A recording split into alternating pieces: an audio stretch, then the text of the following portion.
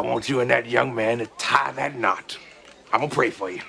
And I want you to hold on to God's unchanging hand, because he helped Joshua fight the battle of Jericho. Yes. It's the old He helped Daniel get out the lion's den.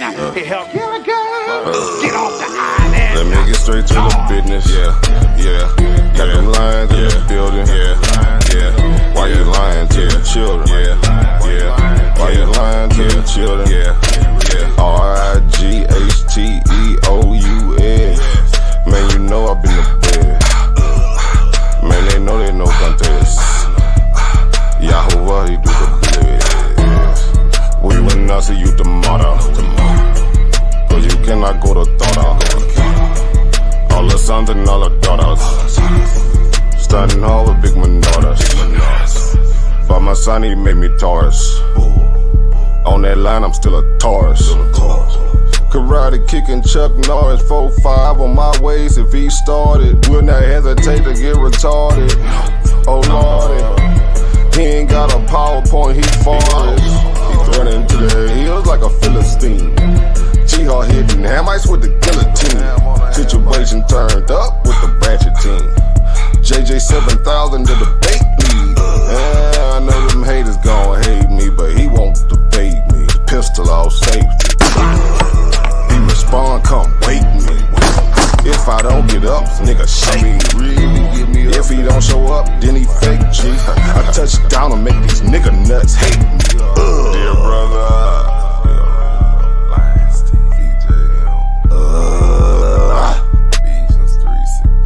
Balling and crawling all the way from H-time. Let me get straight to the business. Man, them lions in the building. Why you lying to them children? Why you lying to them children? You gon' cry, you gon' get it. Me, I'm like a frog, nigga, ribbit. Of course, it's in the spirit. I just got the Porsche, she can steer it. Mito got the raw, Shaq and Willie. Lamborghini doors, you better not spill it. Mama's high, say I'm more than just a villain. Mama's cry, arms open wide for her children. Suicide, immortalized as the realest, Death by cut, black suicide.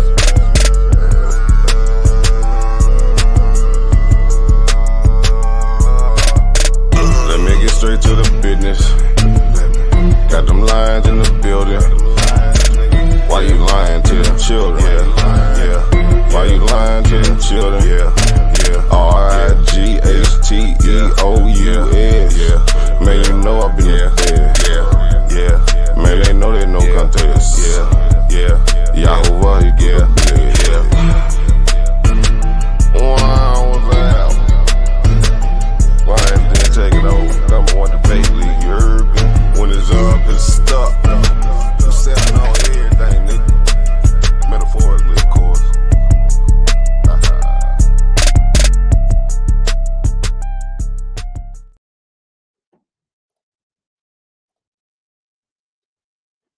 Welcome to the Lion's Den. Please hit the like if you like the information that's presented to you tonight. If you haven't subscribed to the YouTube channel, please do so and share. So brothers out here about to bring out his information presentation, and I forgot what the topic was. Well, was a religion. So we're gonna bring the topic. The topic is Oahspe on salvation and resurrection. Okay. That's what the topic is. One moment, I'm sorry. Let me pull up the YouTube page here real quick. Okay, we good. Much love. All right, CGG in the building. First and foremost, all praises to the ever-present Great Spirit, whose magnitude is incomprehensible and exists within and without the universe and encompasses all things. Shout out to my sister Karima. Thank you for hosting this this evening. Shout out to CGG and shout out to everybody in the chat. Shout out, and much love and light to everybody. I don't know if you can hear me, but JT, you keep calling. I'm online. You just threw my whole little thing off. You feel me? I'm not understanding. What is the purpose? Right on. How's my audio? Is my audio good?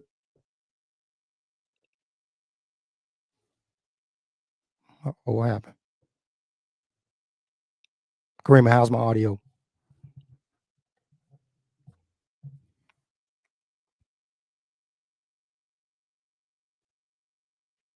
No, something might have happened. Okay. Yeah, as I was saying, all praise to that present creator. Hey, CGG, much love and light to y'all. Much love and light to the chat. Much love and light to everybody that's going to be viewing tonight. So the topic tonight, we're going to discuss Oahspe. We're going to discuss Oahspe on salvation and resurrection. Okay. This information I was originally going to bring out during the debate that me and Brother Gideon was supposed to have back in October. Okay. And honestly, after I'm gonna pick a bone with you, Brother Gideon, after I get done with this presentation, because I saw that you was saying that I ran from that debate, when actually, man, I did not run from that debate. Okay, I got receipts, and I'm gonna show that too after we get done with this presentation. You dig what I'm talking about? Because you already know what the situation was. I was the one orchestrating all that. I was the one following up and touching base on everything the whole way through the time. And you the one that called and said, "Hey, you couldn't make the date and you couldn't make the time." And I tried, and we was in the chat. JJ was in the chat with us, man. When I pitched you, when I pitched you other times, I pitched you some different times. I wanted to do it the day after. You said you couldn't do it. You did what I'm talking about?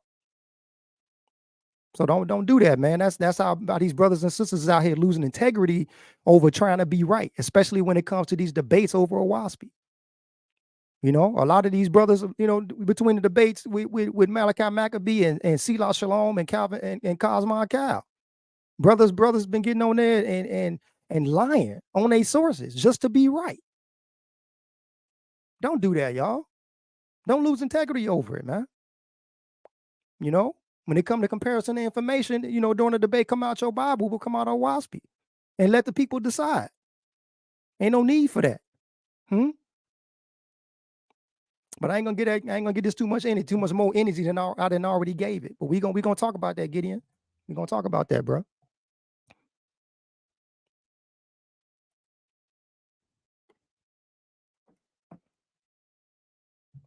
Okay, let's go ahead and get into the information.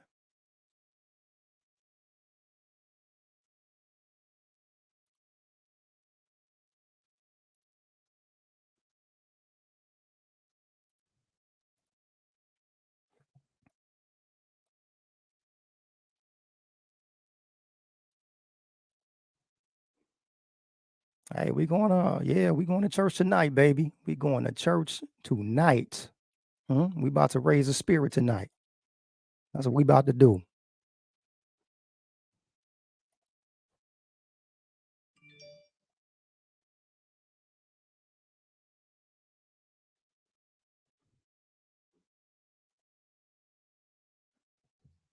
Oh, the Sister Karima drop off. You got to share the screen, Sister Karima, if you still there, sister.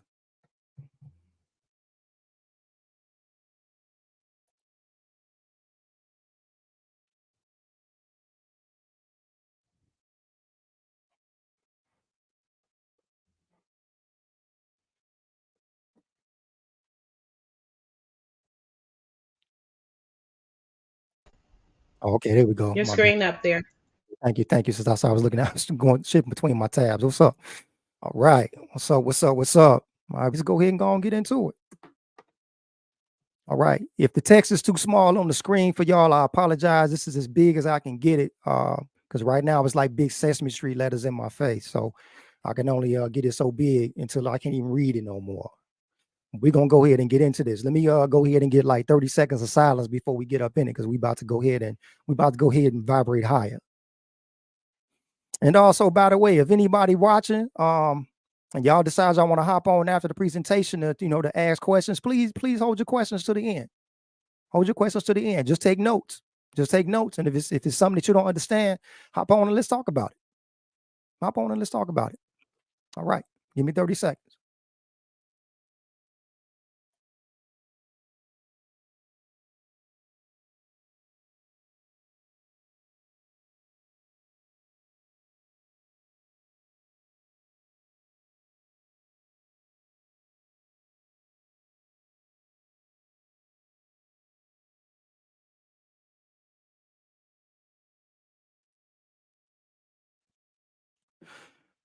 The topic of discussion today is Oahspe on salvation and resurrection.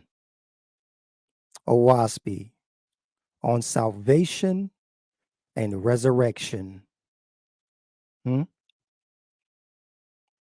In order to understand what salvation and resurrection is, we must first be able to comprehend what is considered to be our highest light and what is considered to be darkness. Huh?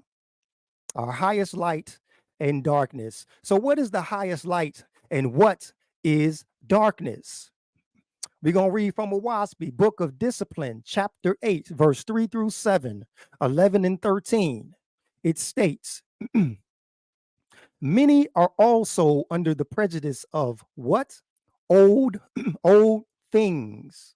Many are also under the prejudice of old things, or the influence of a neighbor, or a spirit, or their surroundings, or the impulse of their own flesh, and say, I too follow my highest light.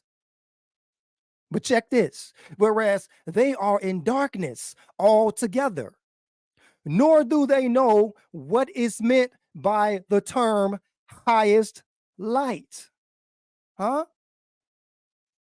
Because this is what they do. Often venturing a what? An opinion or a vague surmise instead, and believing that they are expressing their highest light. Huh? They believe they're expressing their highest light when they express opinion and when they express vague surmise, huh? Without substantiating it, huh? For which reasons you shall explain that only what? Facts, well known or comparatively proven, are light. What is this? Huh? In opinion, pay attention, y'all. In opinion is not light. In opinion is not light. Now watch this, that whoever professes light must know the matter, huh? Not believe it, not from your personal feelings, not from your biases. You must know the matter by his own knowledge. We got to know the matter by our own knowledge, huh? That what? Facts and numbers and figures and axioms can demonstrate light. That's how you demonstrate light, with the facts, with the numbers, with the figures, with the axioms, huh? And that without these, then the supposed light is only darkness. Huh? That supposed light is only darkness. What do we say above? In opinion is not light. In opinion is darkness. Huh? These then, now I want y'all to pay attention to this. These then are the rules of light. These then are the rules of light, that which is self-evident and that which is axiomatic, that which is what? Substantiated. It's substantiated by facts. That which has a parallel in known things. Here's what I want y'all to pay attention to in the rules of light. Here's what I want y'all to pay attention to. Watch this. The rules of light are things right here. I want y'all to pay attention to this. This has to do with resurrection and salvation here. The rules of light are things that lead to peace, things that lead to order, and things that lead to what? Uplifting. They lead to uplifting. Uplifting who? Uplifting who?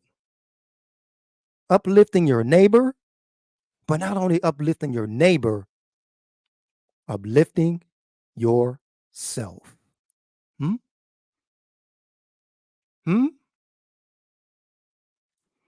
This, though, is darkness. See, we have rules of light, and we also have darkness too, in contrast to the rules of light.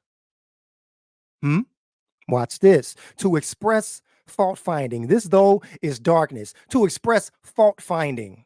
To express criticism. to express censor, or even in opinion, unsupportable by facts. What did we say was darkness? Opinions are darkness. Opinions are not light. Opinions are not evident. Opinions are not factual. They're not axiomatic. But I want y'all to pay attention to this key word. The same way we paid attention to the key word uplifting when it came to rules of light. I want you all to pay attention to this key word when it comes to darkness is criticism. Criticism. We have two types of criticism.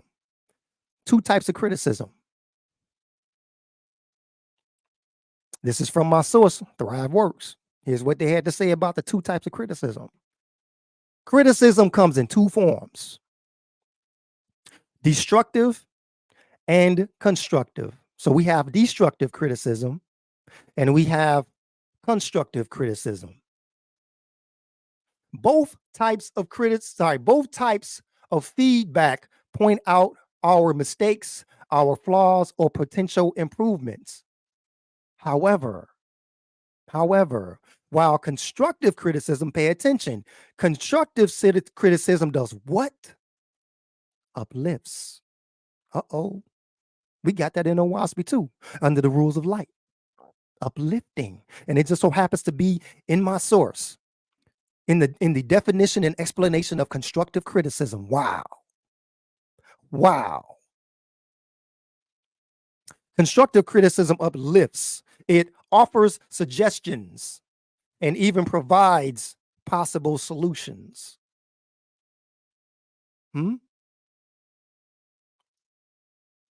Destructive criticism is what? It is cutting, it is derogatory, and sometimes even mocks our failures.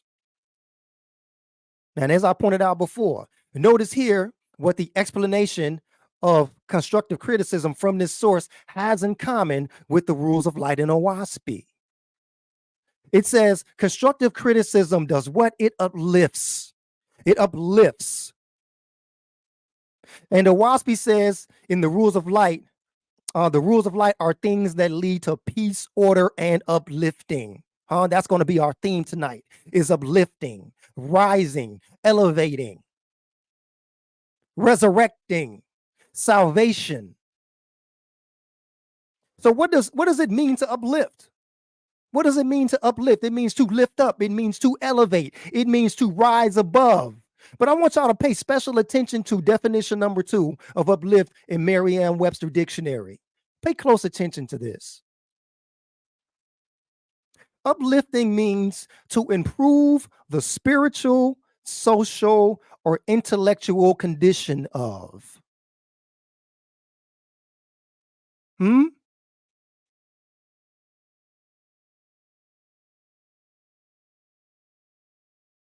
Intellectual condition of.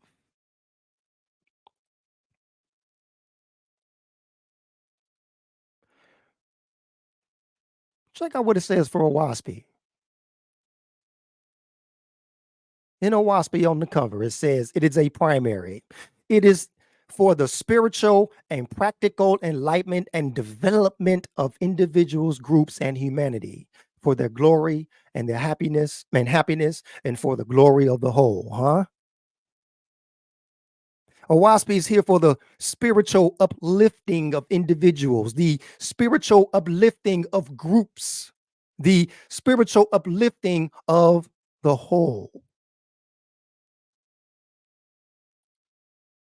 To improve the spiritual, social, and intellectual condition of, And as a synonym for uplift, we got raise, Keep that in mind from when we talk about resurrection.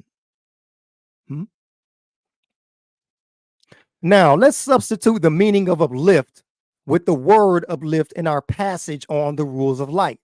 And watch how differently it hits y'all. Check this out. These then are the rules of light, things that lead to peace, order, and what? the improvement of the spiritual, social, or intellectual condition of your neighbor and yourself. Huh?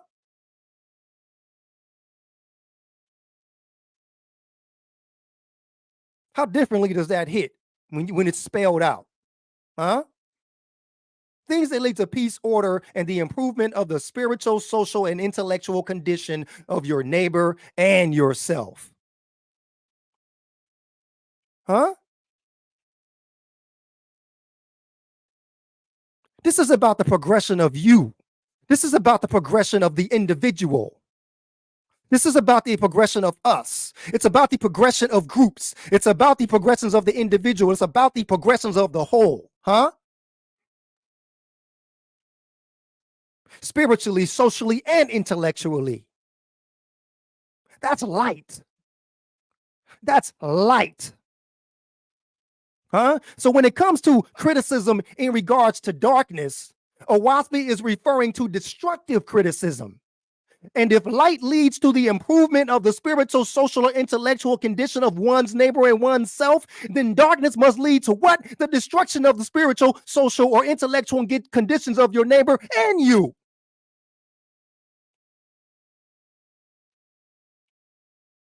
Huh? Y'all remember that song from the 90s? Self-destruction. We're headed for self-destruction. Huh? Darkness.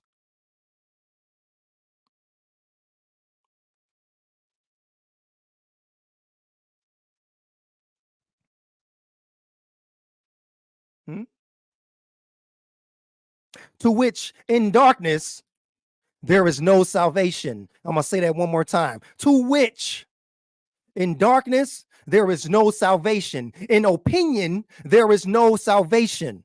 In bias, there is no salvation. In prejudice, there is no salvation. Huh? In hating your neighbor and in hating yourself, there is no salvation of the group or the individual or of the whole. Huh? And if there is no salvation, nor is there resurrection. Huh? If there is no salvation first, there is no resurrection.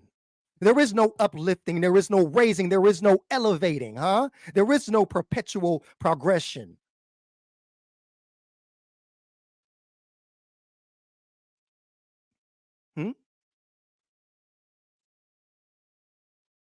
We're going to touch more on this later on in the presentation. That was my quick little intro. We're going to go ahead and get into some spiritual movement before we get deeper off into salvation and resurrection. Huh? We going to church tonight. We going to church tonight.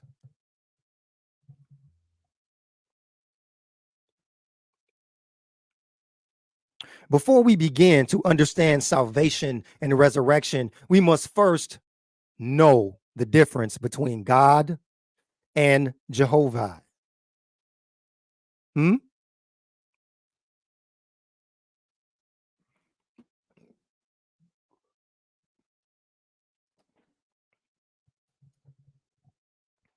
Who is God? And how is he or she different from Jehovah? Huh? Who is God? Who is God and how is he or she different from Jehovah? We're going to read from Oahspe Book of Discipline, chapter 1, verses 2 through 3, 5 through 6, and verse 14.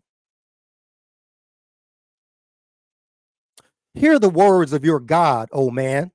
Hear the words of your God, O man. I am your elder brother. What? What? Wait a minute. You mean to tell me that God didn't say he was the father? He said he's the elder brother?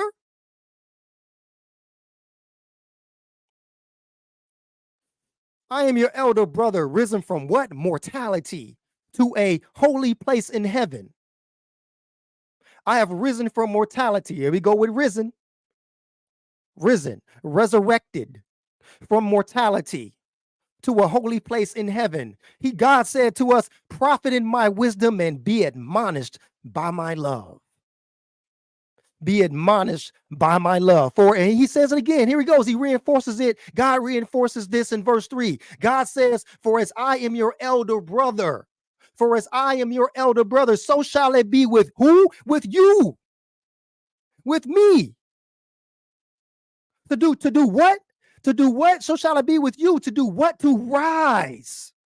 To rise, to resurrect, to rise in time, to rise also in time to come. Huh? And do what? And do what when we get there, God? And to look back at mortals, what? And to what? And to uplift them also. The same way God has looked to us and uplifted us and is calling us to the kingdom of the Almighty. Think about that. Let that sink in.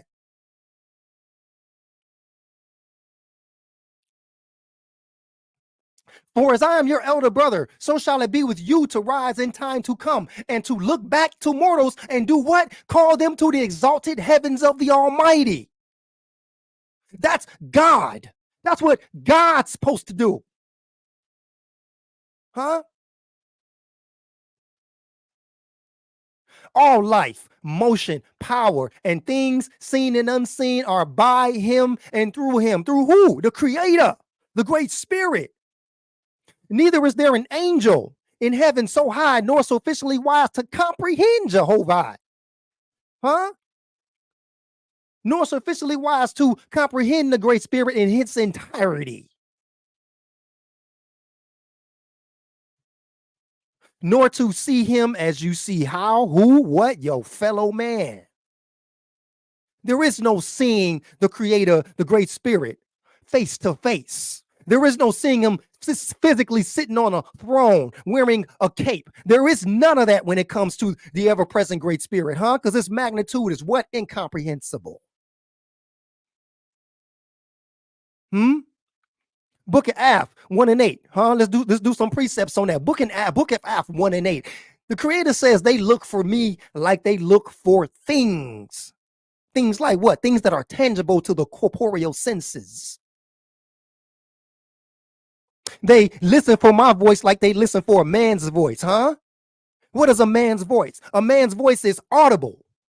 A man's voice is audible. It produces sound waves, and what? It's registered by the sensory of the ear. It's registered by the sensory of the ear. But Jehovah is saying, the Great Spirit is saying, my voice is not like a sound wave. Think about it like this, y'all. Y'all think I'm crazy? Think of it like this, huh? When you're speaking to yourself in your mind, are you picking that sound up from your physical ears? No, you're not. When you dream and you're having a conversation, huh, with someone in your dream, is that audible sound? Is that sound waves? No. That's all thought. That's happening in mind. That's happening in spirit, huh? They look for me like they look for things. They listen for my voice like they listen for a man's voice, and they do not find me, nor hear what I have spoken, yet none can efface my words. My wisdom endures forever. Forever. Behold, here it is right here, clearing it up, confirming what I was just telling you in the examples. Behold, I do not come as a sound to the ear.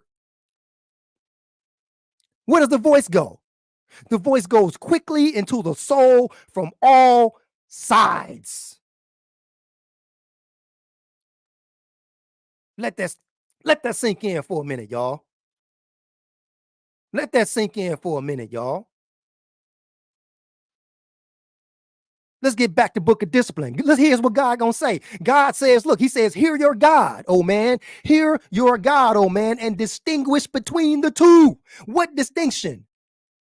Distinguish between the two, that God, I'm gonna highlight this for y'all, that God and Jehovah are not the same one.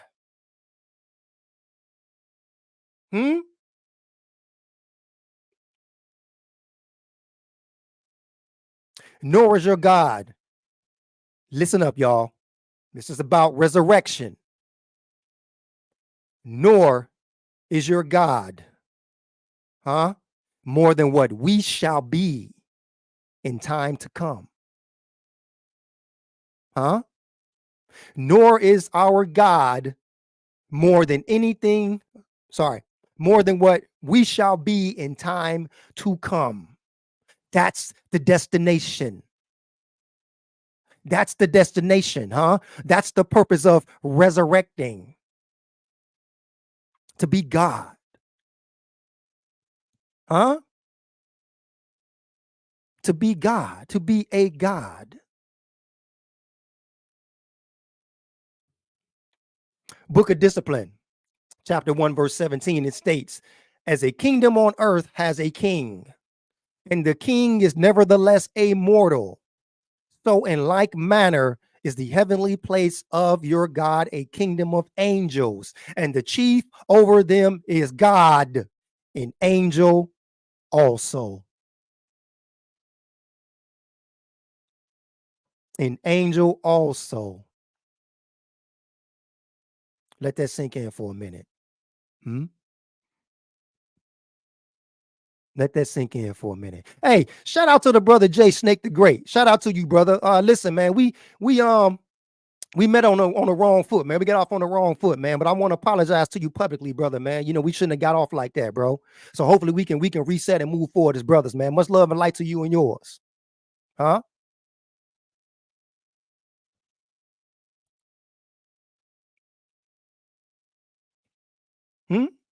God is an angel. God is an angel. What is Jehovah? Let's get into this. Let's get into what is Jehovah. Let's look at what Jehovah is in the glossary. Huh? Great Spirit. In order to know what Jehovah is, let's look at what Great Spirit is. I've been calling Jehovah the Great Spirit the whole time during this presentation. Let's look this up. Great Spirit. The universe is earth. Earth is what? Corporeal. That's what earth is. Huh? The universe is sky, atmosphere. Huh? That's what the sky is, y'all. All around us. It's the atmosphere. The atmosphere is the sky. Huh? From the ground up. From the earth up is the atmosphere. And spirit, which is motion and expression. The Great Spirit is what? Is corpore, is atmosphere, and is spirit. Sky, earth, spirit. That's what the Great Spirit is. The universe is earth, sky, and spirit. The three, those three I just told y'all, earth, sky, and spirit. The 3 in 1 are what? Jehovah. The 3 in 1 are what? Jehovah. Sky, earth, and spirit. The universe is sky, earth, and spirit. The 3 conditions. Watch this. It's not a man on the throne. Huh? As the spirit of man is to the man, so is the Great Spirit to Jehovah. We're not talking about a physical man. We're not talking about an angel. Jehovah, the Great Spirit, is what? The 3 great states of reality. I want y'all to pay attention to this. You got to pay attention. Pay attention. Jehovah, the Great Spirit, are the 3 great states of reality. Yet is the intelligence behind and beyond all of reality.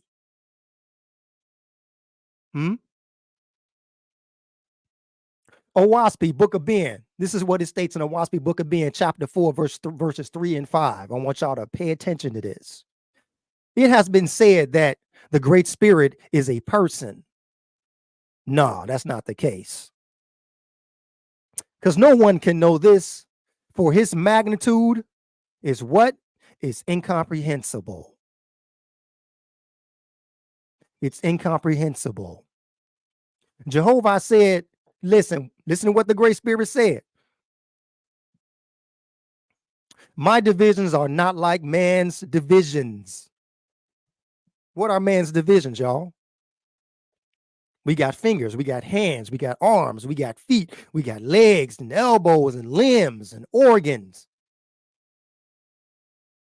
Those divisions are not of the Creator. The Creator does not have our divisions, huh? My divisions are not like man's divisions. Behold, I create one thing within another. Neither space, place, time nor eternity stands in my way. What? What?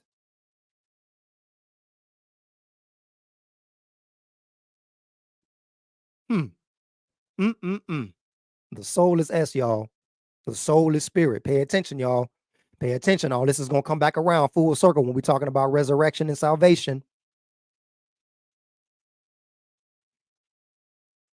Now, remember, if y'all was paying attention, what is the great spirit? The great spirit encompasses what? Earth. The great spirit encompasses the sky. The great spirit encompasses the spirit. Pay attention. Guess what Oahspe means? Guess what Oahspe means, y'all? Oahspe, the A, the Spe. Oahspe, the O, the A, the Spe is a combination of 3 words from the early human language, meaning what? Sky, meaning earth, and meaning spirit. What do we say that what these were? Which are the 3 great conditions in our living reality. Everything is earth. Everything is sky. Everything is spirit. Watch, pay attention, y'all. We're going to break this down. So when we say Oahspe, we are saying sky, earth, spirit. We are saying Oahspe. And when we put it together, it is Oahspe or Oahspe. Sky, earth, spirit are the 3 conditions we're made up of. Yes. Pay attention. Oahspe, Book of Jehovah, chapter 2, verses 2 through 5. It states, Jehovah said, the great spirit said, I created the earth and fashioned it and placed it in the firmament, and by my presence brought forth who? Man. Brought man forth a living being. And what did he give us? What did the great spirit give us? I gave him a corporeal body, so that he can learn what corporeal things, things that are tangible to the corpore, things that are tangible to our senses, things that we can smell, things that we can taste, things that we can touch, things that we can hear, things that we can see. Come on, y'all.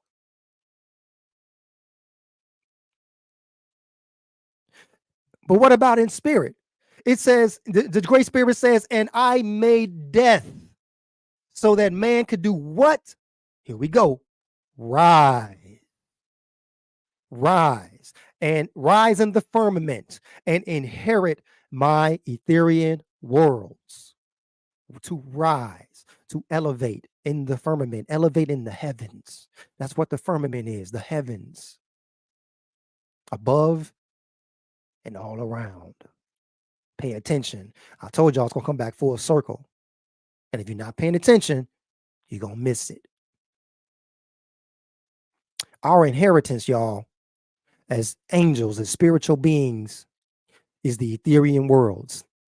These nebulas, these stars, these worlds, these arcs, these chasms, these wonderful colors, and these mountains, and this beautiful scenery of brilliance, endless brilliance and change.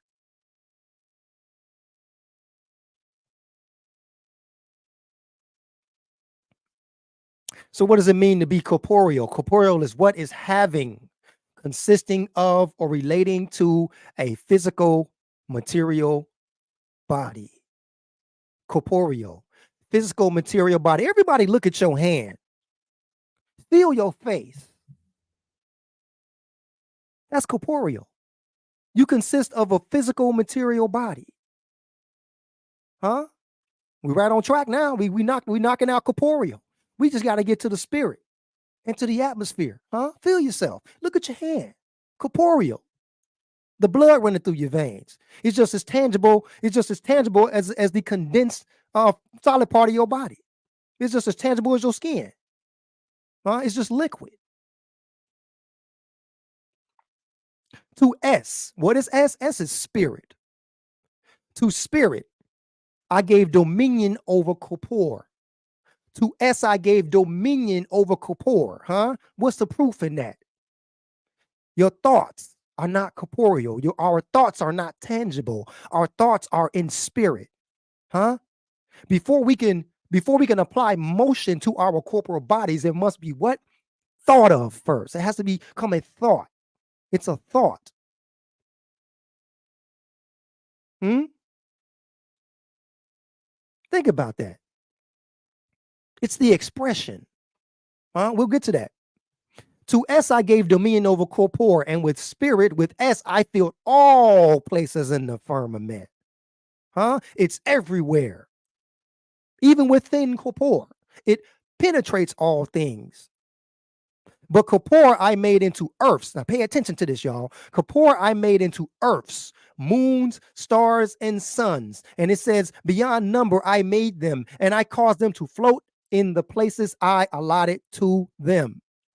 But corpore is made of earths. What else is an earth, y'all? When we look up earth in the dictionary, it says what? The mortal human body. The mortal human body. We are corporeal, y'all. We are earths. And the same way we made out of the substance of the earth is made out of the substance of the cosmos. So what y'all think y'all are? What is it you think we are? That means that, listen, based on what I just said, corpore made earth, moon, stars, and suns. We are living manifestations of stars. We are living manifestations of moons and suns and earths.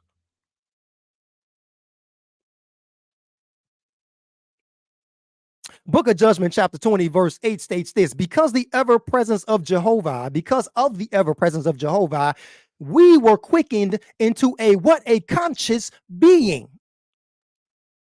As what? Our earth body, y'all see that? Here it is, confirmed it in Oahspe, as our earth body is what? Of the earth. So is our spirit of Jehovah, the great spirit. We're streaming consciousness. We are streaming spirit. The same way you turn Netflix on and you stream a movie from the internet, we are streaming consciousness. We are streaming spirit right out of the ether.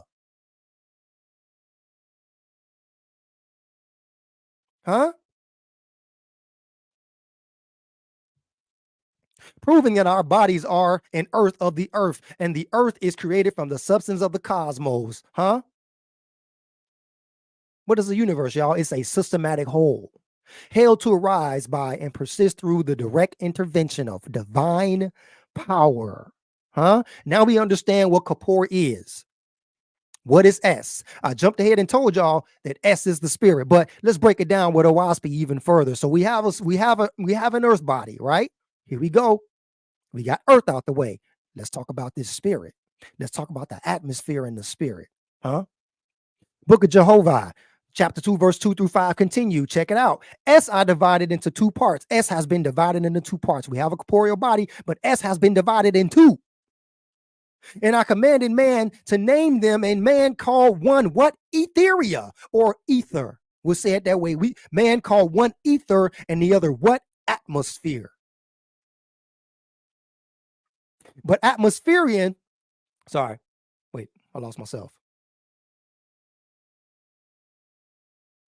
As I divided into two parts, and I commanded man to name them, and he called one etheria, or ether, and the other atmosphere, or atmosphere. These are the what? The three kinds of worlds I created: corporeal, atmospherian, and etherian.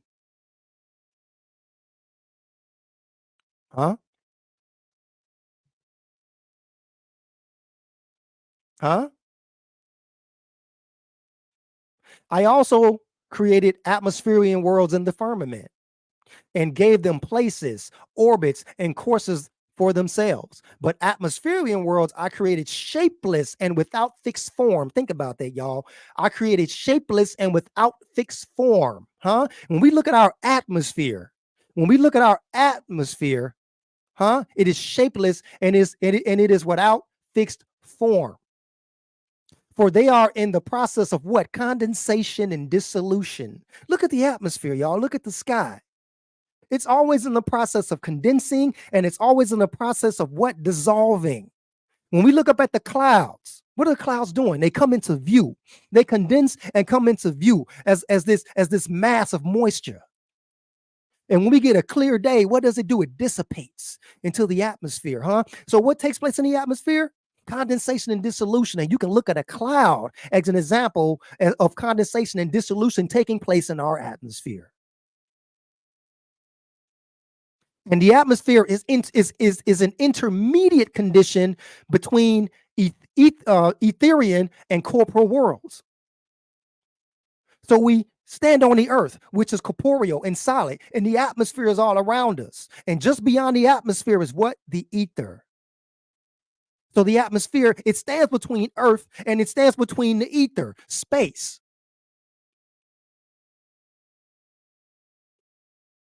Think about that.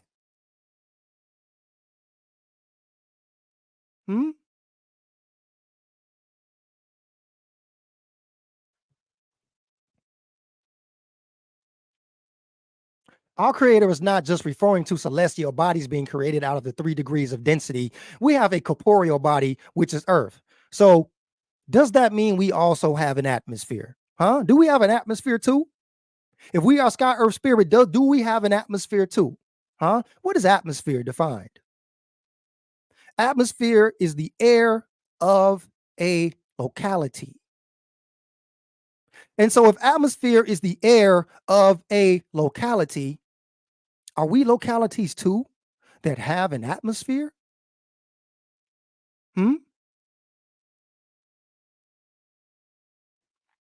Let's see. Oahspe, Book of Inspiration, chapter 1, verse 3 through 5. The Great Spirit states, our corpore I made, your corpore I made, in which to what? Y'all see that? Localize us. In which to localize us. Your corpore I made in which to localize you, to mature your entity. Without me, you would not have come to life. You are like the end of a ray of light from my person, and you are what? Focalized in your corporeal body. So here are these key points real quick. We are on earth, being that we have an earth body made out of the substances of the earth, which is made out of the substances of the cosmos, the substances of the ether.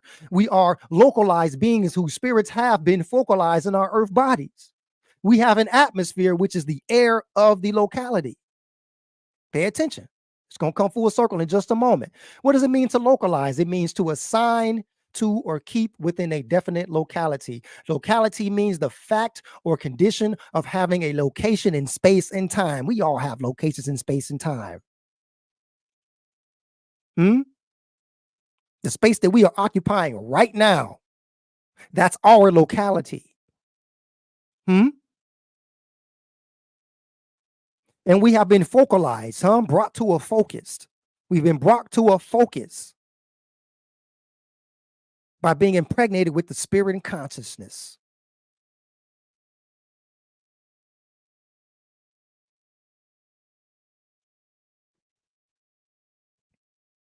What is spirit according to Oahspe? How is spirit defined?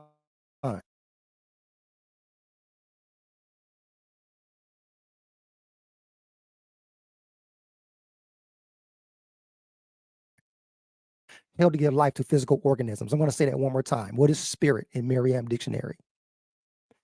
It is a animating force, held to give life to physical organisms. That's what spirit does. It gives life to physical organisms. It gives life to corporeal organisms. And Oahspe furthers this in saying that spirit also means the expression of an entity. So what we express is our spirit. We express our spirit when we speak, when we make corporal expressions like body language and faces and movements and dance and song. That's an expression of our entity through our corporal vessels. Spirit means the expression of an entity. For example, how one expresses and what is expressed are the results of the state of the spirit.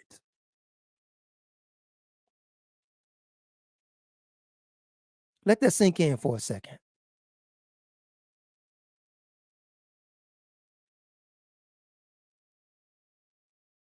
We are mortal entities that have been brought to a focus in space and in time by an animating force held to give life to physical organisms, y'all.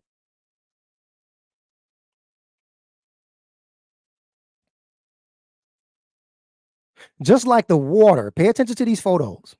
Just like water can be taken from the ocean and focalized in a cup and made local in space, place, and in time, so is the spirit of man of Jehovah, the great spirit, and we are focalized in our bodies in space, in place, in time, and in eternity. Hmm?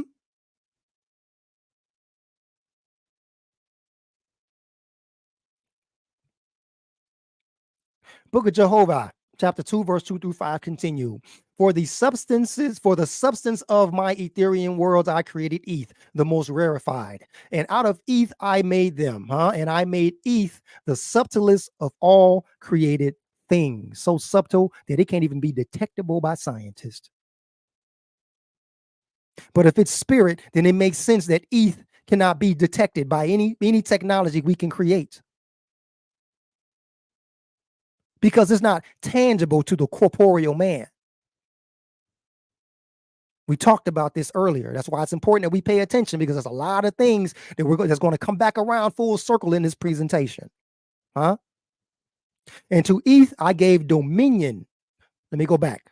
And I made ETH the subtlest of all created things. And I gave it power, and I gave it place, not only by itself, but also power to penetrate and exist within all things, even within corporeal worlds. And to ETH, I gave dominion over the atmosphere and the corpore.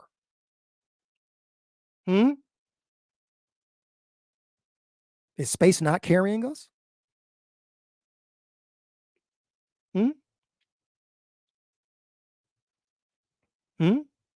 Now watch this, y'all. We're gonna bring this section to a close. Watch this. Here are the key points I want y'all to pay attention to before I show y'all these diagrams. There are three types of worlds in creation. Here's what we learned. There are three types of worlds in creation. There's corporeal, there's atmospheric, and there's etherian. Without these three worlds, there is nothing that can be objectively viewed. Corpore consists of tangible material substance. S is divided into two parts, atmosphere and ether. Atmosphere is what? The air of a locality. Ether is the most rarefied element and penetrates all things. This includes what is corporeal and what is atmospheric. Now, I want y'all to pay attention to this. This is why the faithists say, as above, so below. Did y'all catch that? This is why we say, as above, so below. Celestially, as worlds have an earth, they have an atmosphere, and they have ether carrying them and penetrating through them. We also have an earth, our body. We also have an atmosphere, which is the air of our locality. And we also have an ether, which is the spirit, which is the expression of our entity. Do you see what's happening here? This is why we say as above, so below. The same mechanisms that take place above are the same mechanisms that take place below. But it even gets more infinitesimal with that when we go down into the atom. So let's look at the diagram. We have a corporal body. I told you to feel your face. I told you to look at your hand. That's your corporeal body. Now, the atmosphere is what? The air of a locality. That means we have an atmosphere. You want me to prove it? I mean, let's prove it objectively. Don't we all have body heat emitting from our corporal bodies? Don't we all have a smell emitting from our corporeal bodies? Those two alone, your body temperature and your smell, is part of your atmosphere.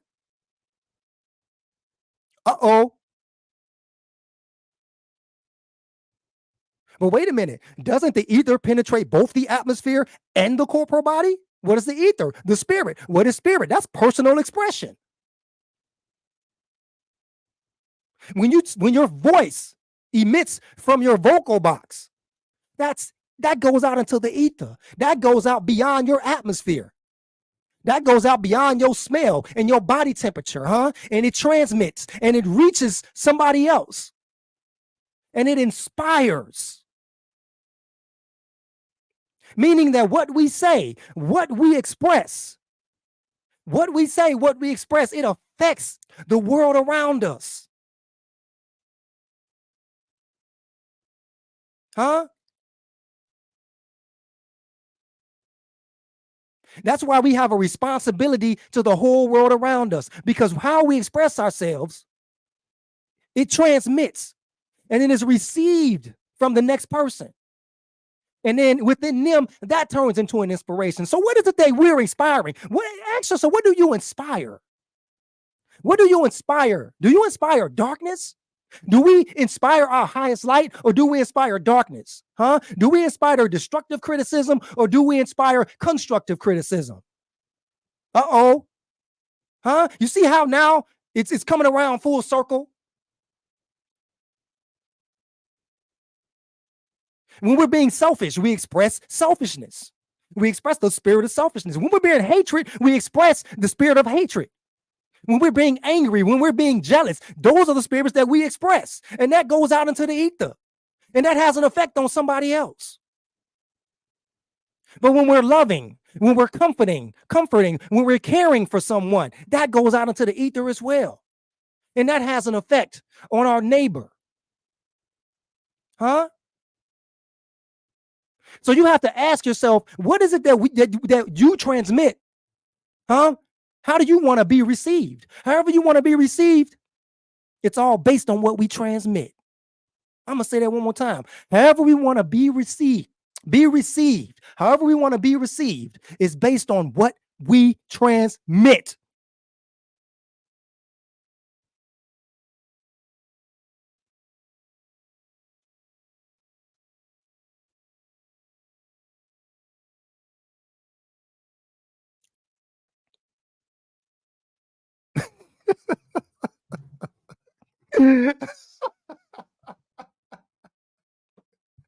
Ooh, wait.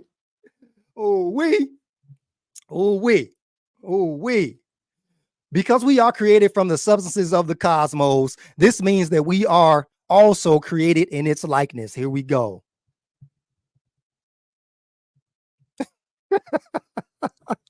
Here we go. Oh, my goodness. We halfway there, y'all. We halfway done. Because we are created from the substances of the cosmos, this means that we are also created in its likeness, huh? Don't that make sense? If we're created by the elements that are dissolved in the ether, and it condenses and creates an earth, and that condenses and creates man, don't y'all think that we are created from the substance of the cosmos? And if we're created from the substances of the cosmos, that means that we are the I am. That means that we are the I am. Huh? Let's explore that. Let's explore that with the Oahspe, huh? Let's bring this back again. Let's bring this back again, huh? Let's rewind it in case you wasn't paying attention at first. Oahspe, the Great Spirit. What is the Great Spirit, Oahspe? The Great Spirit is the universe. The universe is earth. The universe is sky. The universe is spirit. We just proved that. We just proved that. The three in one are what? Jehovah. And as the spirit of a man is to the man, so is the Great Spirit to Jehovah. Though Great Spirit is also used as synonymous with Jehovah.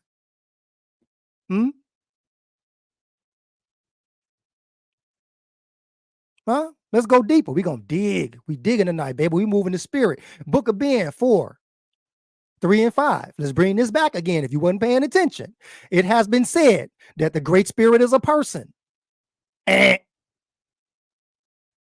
Huh? No. Wrong. No one can know this, for his magnitude is incomprehensible. Huh?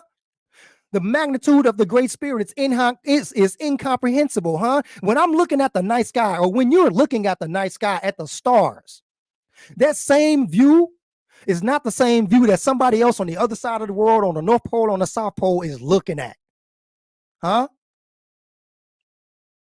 We can't see it in its entirety. That's what you call the observable universe. What you can see with the naked eye or with the strongest technological telescope is called the observable universe. But there are more behind that. There's more scenery behind that. And there's more scenery behind that, huh? That's the Great Spirit. That's Jehovah. That's sky. That's earth. That's spirit. And that's all the things that we're made out of. But not only are we made out of those substances, we're not just living stars and suns and moons and earth and stars, moons, planets, and earths. That's our inheritance. That's our inheritance.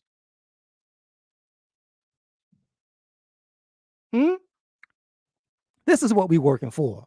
My divisions are not like man's divisions. Jehovah does not have legs and arms and fingers and toes, huh?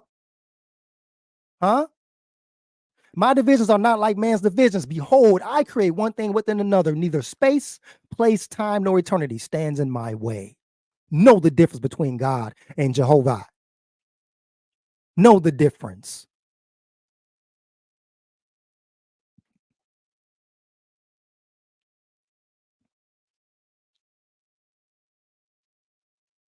Hey, Princess, I know you're watching, baby. I can see you in the chat. Why don't you bring Daddy a cup of water real quick? I'm getting parched.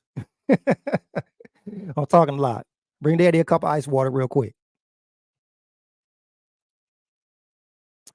Let's get into it, y'all. Let's dive deeper. We halfway there.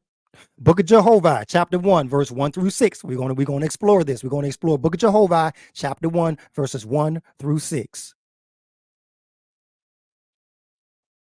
All was, all is, all ever shall be, huh? That is past, that is present, that is future. I'm going to say it one more time. All was, that's the past. All is, that's now. All ever shall be, that's future. All was, all is, all ever shall be. The all spoke. Did the all speak audible words? What did we say earlier on in the presentation? The voice is not audible. So what is the speech? The all spoke and motion was and is and ever shall be. That means that it has been creating. It's creating now, and it's going to be forever creating. Did y'all catch that?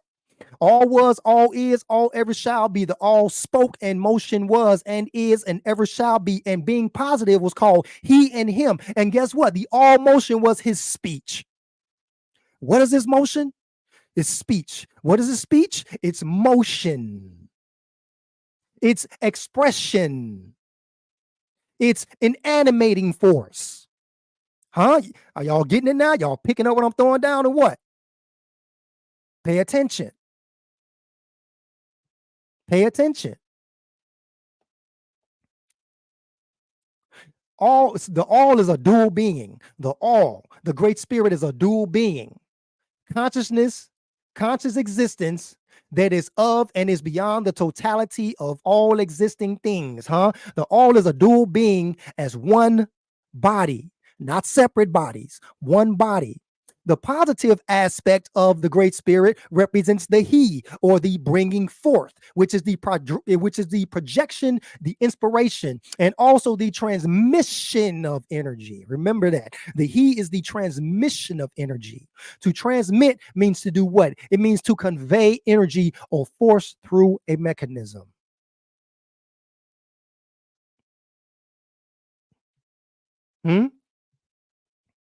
To transmit means to send forward as a recipient or destination. Huh? Pay attention, y'all. It's all cohesive. She brought my water too. Thank you, baby. You put no ice in it?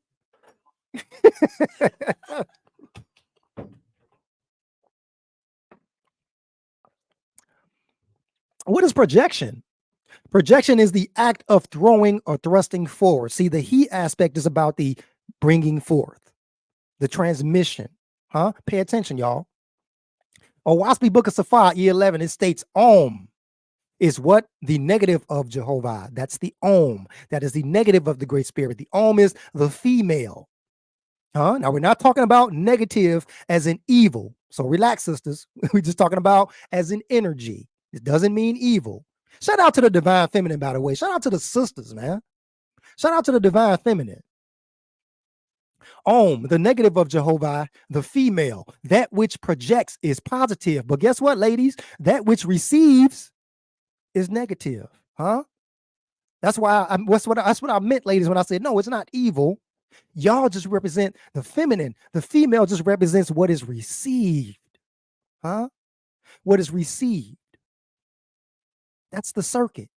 One transmit, one's received. And that's how you get energy. When you look at batteries and battery flow, we have a negative terminal and we have a positive terminal. Two positive terminals doesn't create a flow. Two negative terminals don't create a flow. We need the negative and we need the positive. We need the male and the female for motion to continue perpetually and progressively. Y'all see that? Y'all see that?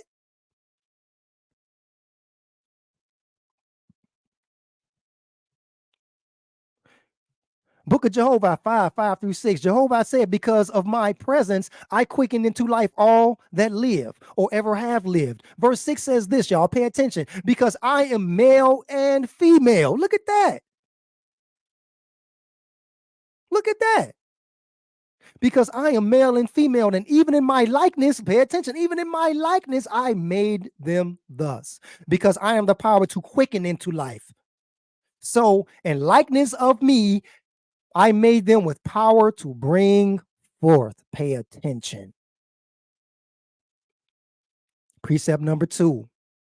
The eye is the seed of the tree of knowledge, y'all. The eye is the seed of the tree of knowledge. The sight of the eye is the beginning of self-creation. It is the beginning of self-creation in acquiring knowledge. And it does so by doing what? Going forth, which is the transmission, and staying at home, which is the reception at the same time.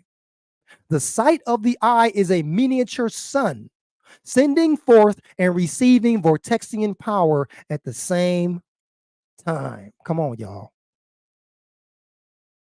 The Great Spirit says, Jehovah says that his motion or her motion is speech. So what is motion? What is this speech that is motion? It is an act, a process, or instance of changing place, movement. It is an active or functioning state or condition.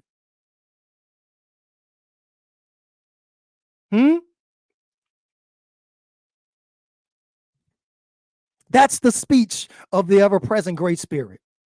That's what the speech is, Now watch this, y'all. It's an active state of motion. Remember the Creator said back up here, it said all is, all was, and all ever shall be. The all spoken motion was, and motion is what? Motion was, motion is, and motion ever shall be. That means, I told y'all that ever shall be means future. That means if motion ever shall be, that means it is continually creating as we speak. That means it never rests. That means it never ceases to create. It never rests to create.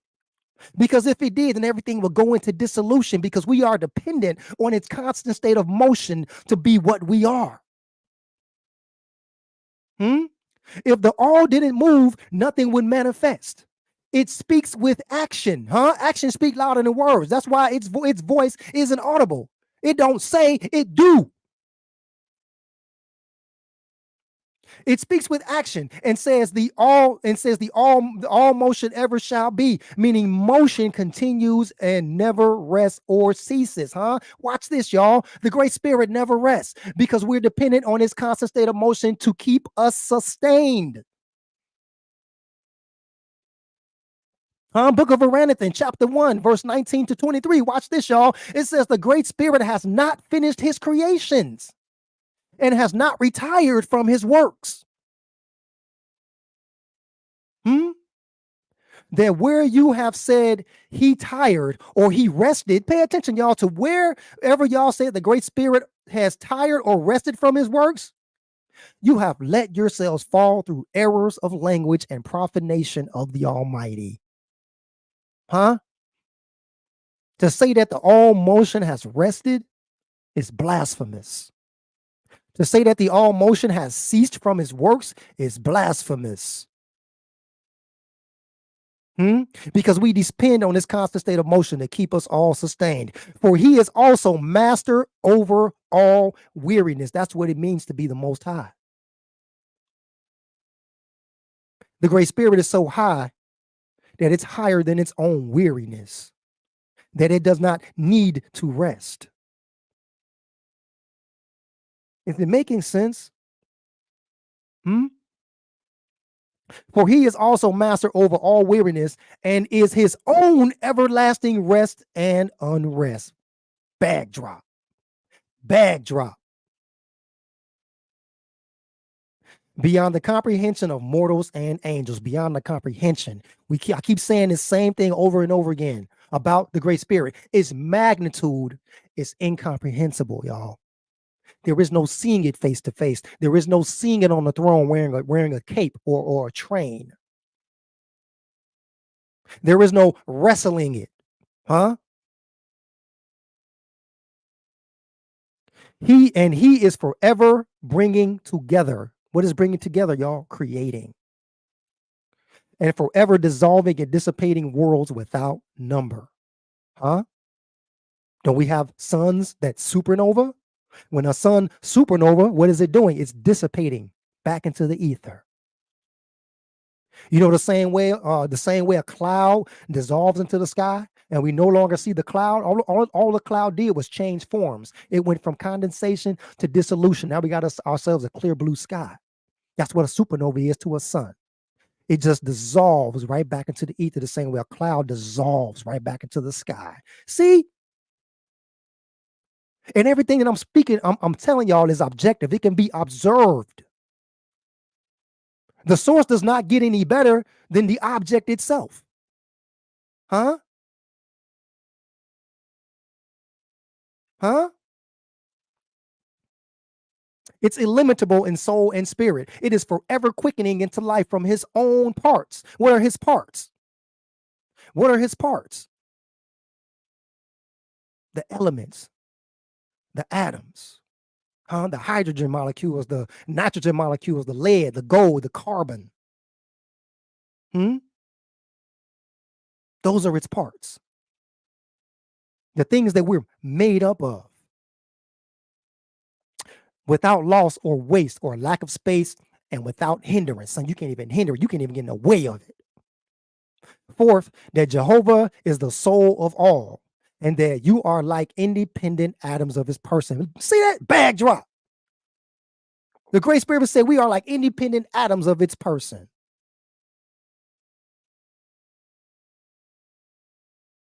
Pay attention. Pay attention. Meaning that I am,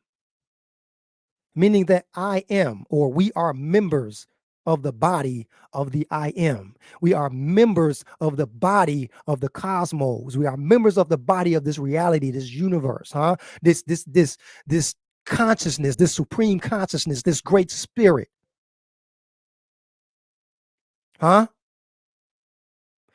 And if I am created in its likeness, if we are created in this likeness, then guess what? I must see myself as that which it says that it is. We must see ourselves in that which it says it is. Are y'all ready for this? Let's get some deeper understanding. Book of Jehovah, chapter 1, verse 1 through 6 continued. Creator said, I am. I am. That's realization. Everybody say, I am. Everybody say that to yourself. I am. I am. That means I exist right here and right now. I am. I have been localized and brought to a focus in space and in time, here and now. And he comprehended all things. Just like we're comprehending the things in front of us now. The seen and the unseen. Nor is there anything in all the universe that is not part of him. Huh? So what does it mean? What does it mean to say I am? It means that the all is aware and it is conscious of itself. Just like when you say I am, when I say I am, we're aware that we're existing. What is awareness? It means having knowledge. It means to be conscious. It means to be cognizant. What does it mean to be conscious? It means to be aware of one's own existence, one's sensations, one's thoughts, and one's surroundings.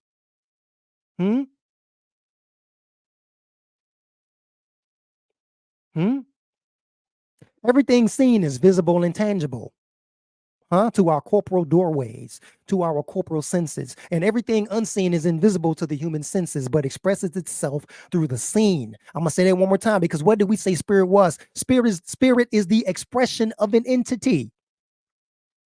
All this creation, all these earths, all these suns, all these moons, all these stars, all these animals, all these sea animals, all these birds, all these mortals is the expression of the great spirit's entity. We are expressions of the creator.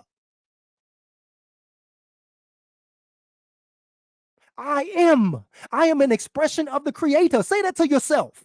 I am an expression of the great spirit. I am an expression of this reality. I am a single individual independent expression of the all expression.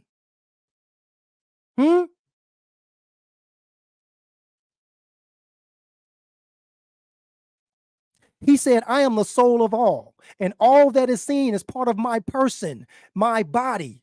What is this body? We said that creator's divisions are not like man's divisions. So what is the body of the creator? The sky, the earth, the spirit, and all it encompasses, the elements, the hydrogen, the lead, the gold, the silver, the platinum, the titanium, the carbon. So recognizing that I am the I am is what it means to be spiritual. That's knowledge of self. Recognizing that I am an expression of the all expression, that's knowledge of self. Spirituality is our ability to comprehend and connect with the I am that I am.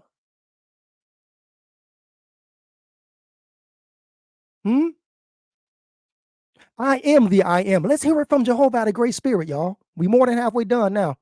I am the I am. Let's hear it from Jehovah, y'all. Book of Sathantes. Wait a minute. I skipped the whole part. I'm sorry, y'all.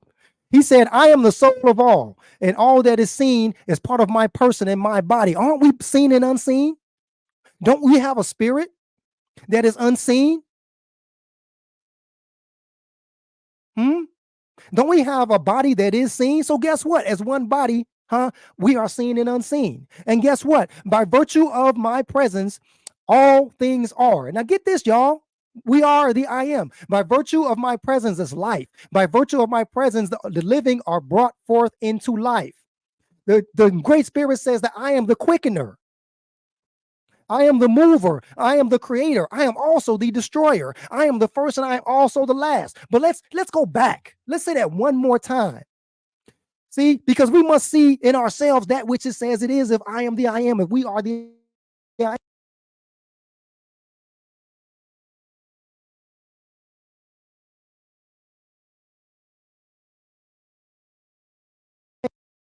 Prince Judah, aren't y'all movers? Aren't y'all creators? Aren't you a destroyer? Haven't you destroyed things before? Haven't you created things before? Haven't you quickened things? Haven't we moved things, And we are also the first and the last. Well, how is that, Darryl Kosmon? That's impossible. No, it's not. Because guess what? I am the first Darryl Kosmon. I am also the last Darryl Kosmon, meaning I'm going to be the only Kosmon that ever was, that ever is, and that ever shall be. There ain't going to be no more Sister Karimas. There ain't going to be no more Kosmon Cows. There ain't going to be no more Prince Judahs.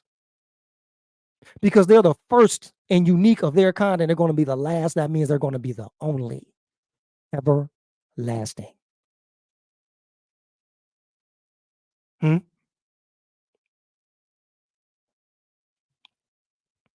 Recognizing that I am the I am is what it means to be spiritual. And spirituality is our ability to comprehend and connect with the I am. I am of the I am. Let's hear it from Jehovah. Now watch this. In case y'all think I was crazy, let's hear it. Let's hear it from Jehovah. Or let's hear it from God's mouth. Watch this. Book of Satantes, chapter 1, verse 28. Watch this. My son, now God. My son, now God. I brought you forth out of Kippur. And quickened into everlasting life. By faith, I inspired you to do whatever you have done. And by faith, I gave you as the tree on which all perfection is the fruit. All perfection is the fruit. By that faith within man, listen to what this says, y'all. This is coming from the Creator's mouth. By that faith within man, which nurtures the what? The I am within himself. Game over. Game over. By faith within man, which nurtures the I am within himself to perfection, he becomes my son.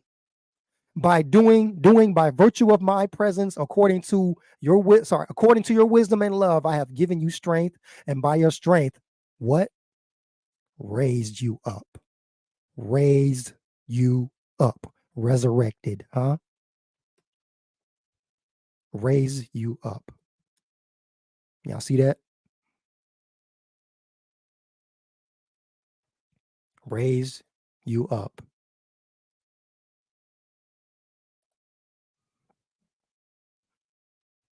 Knowledge of self. Through spirit, we are conscious. Pay attention. Through spirit, we are conscious. Through consciousness, we are aware. Through awareness, we can think and perceive. And through thought and perception, we develop the spirit, our expression, by way of what? Practical, observable, objective knowledge.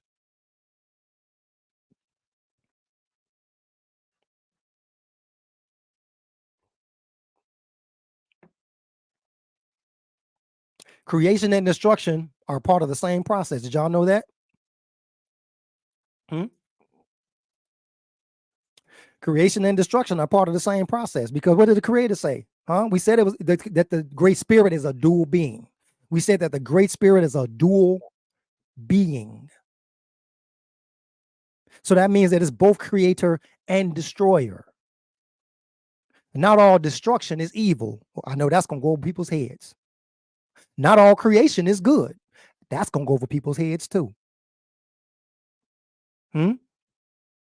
Creation and destruction are part of the same process. We are creators and we are destroyers, meaning that we can't be creators without being destroyers. We can't be destroyers without being creators, meaning I can't create without destroying something, and I can't destroy something without creating something new. Watch this. Y'all see the example right here with the paper airplane. Y'all see the three stages? We got the rectangular paper, we got the process, and we got the product, which is a paper airplane. This is a basic example. Pay attention. In this example, the initial form of the paper has been what? Destroyed.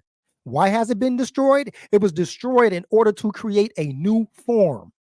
And what is that new form? That new form is a paper airplane. There is no way around it. In order for us to create something new, something has to be destroyed.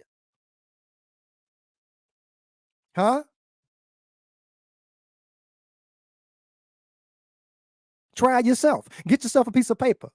Try to make something new without destroying the form, without destroying its rectangular form to get your end product. There's no way around it. There's no way around that.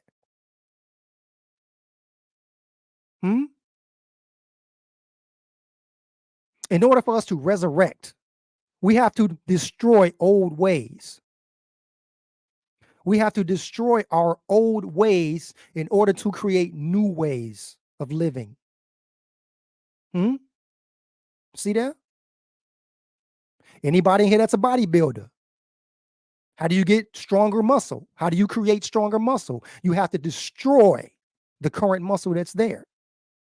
Is it making sense? We are all dual forces in one body. There is no Darryl the creator and Darryl the destroyer as two people. I am one person. You are one person. Now pay attention to this, y'all. Book of Cosmogony 321. Pour a few drops of water on a table covered with dust, and each drop of water will become a globe. Y'all seen water drops? They're globular when they land and globe up, right? Look for them tomorrow, and what? They are gone. Why are the raindrops gone tomorrow? Because they evaporated.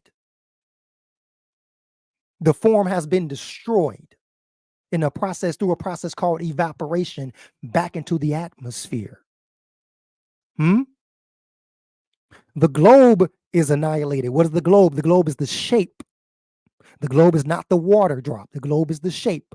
The globe is annihilated, for it was not a thing in fact.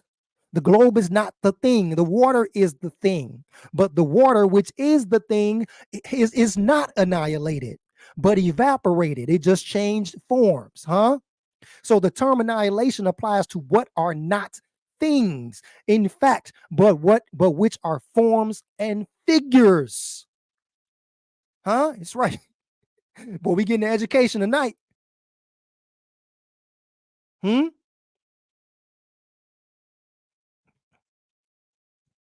in conclusion to this section, and going to bring us into this last section. In conclusion to this section, the Great Spirit says, I am two apparent entities. Nevertheless, I am only one. That goes for me too. That goes for you as well.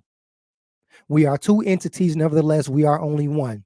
These entities are the unseen, which is our spirit, which is potent. The unseen is potent. It's potent. And the seen is the other entity, which of itself is what? Impotent. Because it dies and it decays and it falls apart. And that is called corpore. That is called corpore. Our corporal selves are impotent, but our spiritual parts are everlasting and potent. And with these two entities, in what? In likeness to myself, through them, the Creator created you and me and all of the living. For as the life is the potent part, so the corporeal part is the impotent part.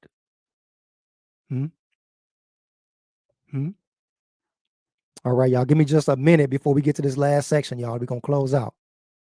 Because we're going to bring it all together. Now we're going to get into the resurrection and the salvation. Give me just a moment, y'all.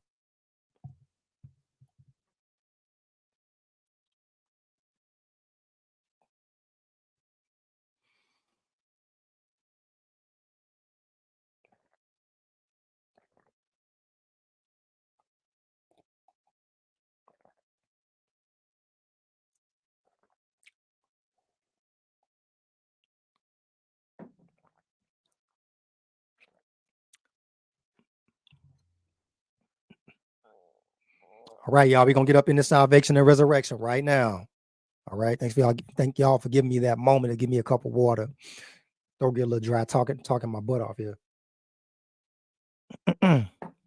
Let's bring it together, y'all. Let's bring it home. Oahspe, Book of Jehovah, chapter 2, verse 2. We're going to reinforce this again. Jehovah said, the Great Spirit said, I created the earth and I fashioned it, and placed it in the firmament, and by my presence brought man forth a living being. I gave him a corporeal body so that he could learn corporeal things. And I made death so that he could what? Rise in the firmament and inherit my Ethereal worlds. The same way we're developing in our mother's womb in corpore, our spirits are developing in the corporeal body, and upon death are born into the heavens. That's why they call the body the womb for the spirit, or the womb of the soul.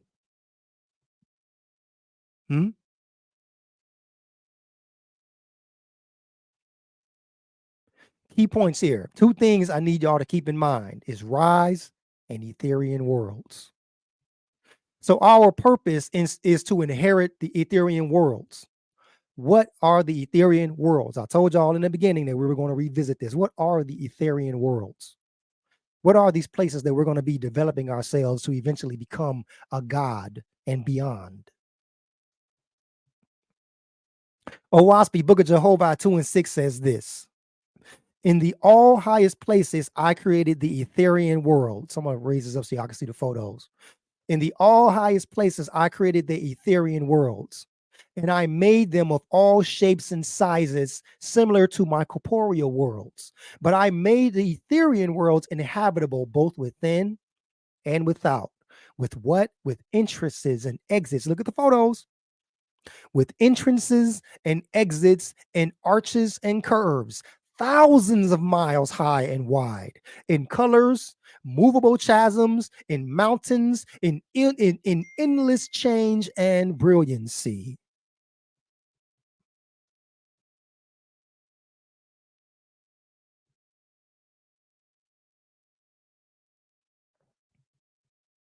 In endless change and brilliancy, and over them I rule with all perfect mechanism.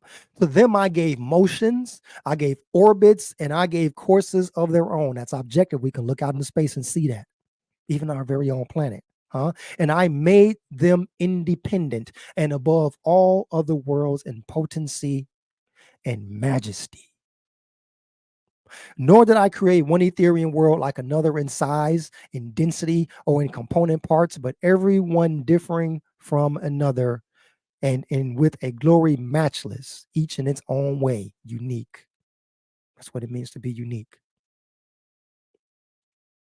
The Ethereal worlds or heavens are independent of the atmosphere of the earth. We talked about this earlier. If you're paying attention earlier, it's going to make sense later. The Ethereal worlds or heavens are independent of the atmosphere of the earth. Why is that? Because I explained to y'all earlier on that the atmosphere stands midway between the corporeal earth and the ether, which is considered outer space. Outer space is what lies beyond the atmosphere of the earth.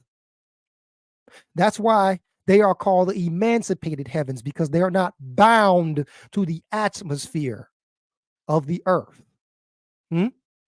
Pay attention. How do we spiritually progress high enough to inherit Etheria, the emancipated heavens? Through salvation and resurrection. Here we go. Here we go. Through salvation and resurrection. So what is salvation and what is resurrection in the context of Oahspe? Oahspe, Book of Inspiration 11, 7, and 8, it states, I am not exclusive. The Creator says, the Great Spirit says, I am not exclusive. What does it mean to be not exclusive? It means that it includes all. But that makes a lot of sense that it includes all, because why? It created all and it encompasses all. And all are alive by presence of its spirit. Think about that. I am not exclusive, but what? I am with all my living creatures. All my living creatures. So that means that everyone is chosen. Not a select few, not an individual, not a group of people. Everyone is chosen. So those who choose me, practicing what? They're all highest light. We talked about highest light, didn't we? If you were paying attention in the beginning, we talked about highest light. So to be chosen, we have to choose. We're all chosen, but we have to choose at the same time. So those that choose me, practicing what? They're all highest light. I am a shield and fortification against all darkness and against all evil and all contention. Remember, y'all, what are the rules of light? Huh? We're all chosen by the Creator. We're all chosen by the Great Spirit. But how do we choose for ourselves? We choose for ourselves by practicing our all highest light. Oh, well, let's go back. Remember, let's remind you, what is our highest light? Huh? What is our highest light? This is what I want y'all to pay attention to. Our highest light are what? Things that lead to what? Peace. Things that lead to order, and things that lead to the uplifting. The uplifting of who? The uplifting of your neighbor and the uplifting of yourself. That's what it means to be chosen. That's what it means to choose. To be uplifting to your neighbor and to be uplifting to yourself. Huh? Again, what does it mean to uplift? Uplift means to lift up. It means to elevate. We have to elevate ourselves, and with our elevation, we also have to elevate our neighbor. Not that we're responsible for elevating our neighbor, because it's solely responsible for your neighbor to elevate themselves as well. What this is saying is to help those that want to help themselves. Huh? That's what it means to uplift another man. If a man falls down on the ground and he extends his hand for help to get up, you extend your hand to help that man up to walk back up on his feet.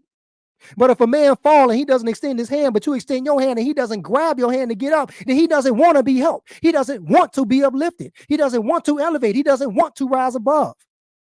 He doesn't want to improve his spiritual and social and intellectual conditions. Per the definition, uplift. To uplift, to elevate, to rise above, to improve the spiritual, social, or intellectual condition of your neighbor and yourself. That's what it means to choose the highest light. That's what it means to be chosen.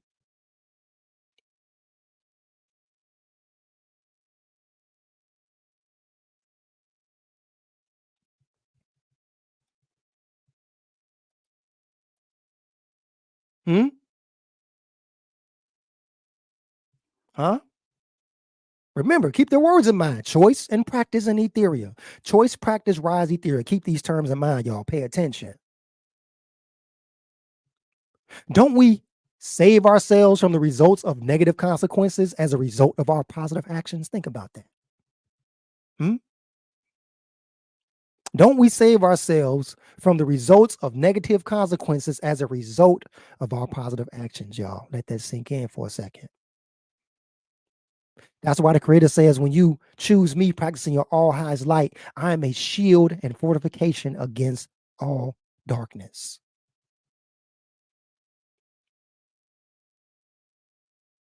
We have to act on our salvation. We have to act on our resurrection. What does salvation mean? What does it mean here? What is the context that Oahspe is talking about when Oahspe talks about salvation? Well, when we look up salvation in Merriam-Webster dictionary, check out number 2. Check out salvation, the definition number 2. It means liberation. Salvation is liberation from ignorance or illusion. Let that sink in, y'all. Liberation from ignorance or illusion. That's what salvation means. That's what it means to be saved. To be liberated from ignorance. To be saved means to be liberated from illusion. That's what it means to be saved. So practicing our highest light practicing our highest light, that liberates oneself from ignorance and illusion.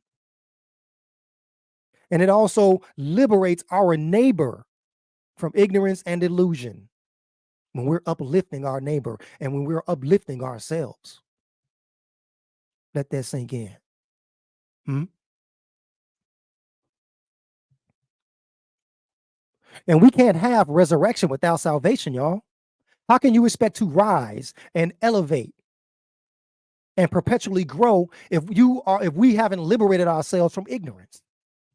Don't that make sense? Think about that. So from salvation begins resurrection. You can't have resurrection without salvation. Resurrection. Let's look that up. It comes from the Anglo-French resurrection. I don't even know if I pronounced that right. Resurrection, croissant. Y'all silly.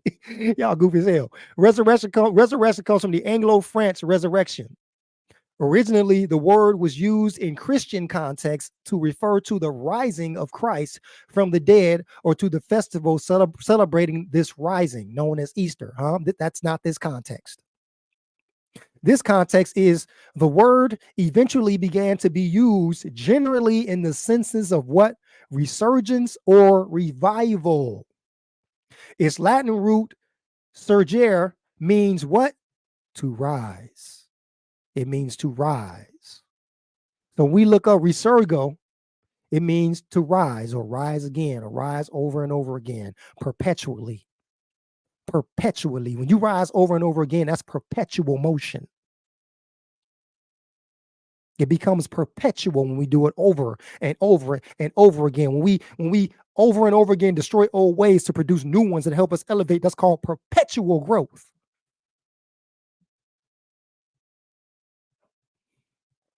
Now let's look at the word revive. Let's look at this word revive. What does it mean to revive? It means to return to consciousness or life. We got to put the source here. The source, where did I get this from? Miriam. 1 second, y'all got to make sure my sources are on here like they should be. Let's see. Revive, right? Yep. This Miriam. Okay. All right. So revive means to return to consciousness or life. Wow, look at that. That's crazy how that's what revive means. It means to return to consciousness or life. So when we're resurrecting ourselves, when we're reviving ourselves, that means we're returning back to we're coming back to our senses. We're coming from darkness and returning to consciousness and returning to life. We're flourishing again. We're restoring ourselves, We're being restored from depression and being inactive, And what did we say? What did we say motion was? Motion is the speech. Motion isn't inactive. Motion moves, It means to renew in mind and in memory. In mind and in memory. That's what it means, y'all, to resurrect.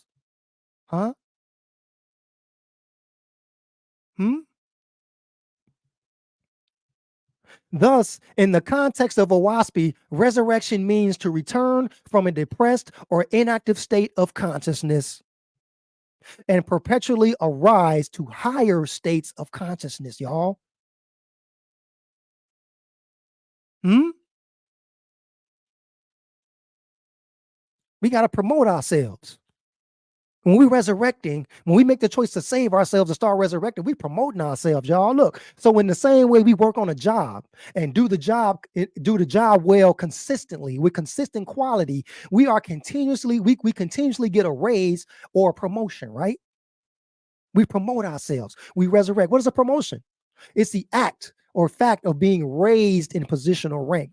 It's going to make sense why this is important to understand the rank of a mortal. It means the act or fact of being raised, being resurrected in position or rank. It means the act of furthering the growth or development of something. So the more we save ourselves, the more we resurrect. And we develop, we grow into something new, something higher, something more elevated, something greater. And we look at the synonyms of promotion: rise, elevation, advancement. Look at that. Look at that. So we got choice. We have salvation, we have practice, we have development, we have spirit, and we have rise, meaning resurrection. And it's funny how these terms pop up on the cover of Oahspe. It's funny how these terms pop up on the cover of Oahspe. Oahspe, a primary for the spiritual and practical enlightenment for the spiritual and practical enlightenment and development of who? Individuals, groups, and humanity. How do we do that? We do that by salvation. What is salvation? How else do we develop spiritually? By liberating ourselves from ignorance and illusion.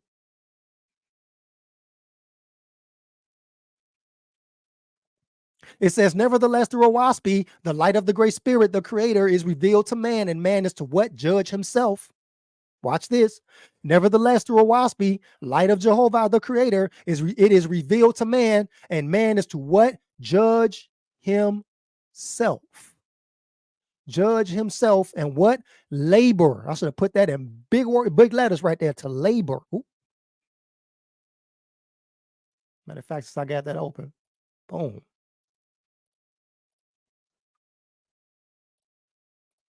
Labor, right there. Judge him. Man is to judge himself and labor to what? Save himself.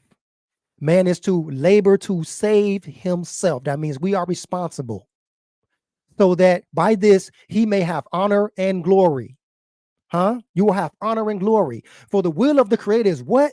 The will for the will of the creator is not for man to be forever led.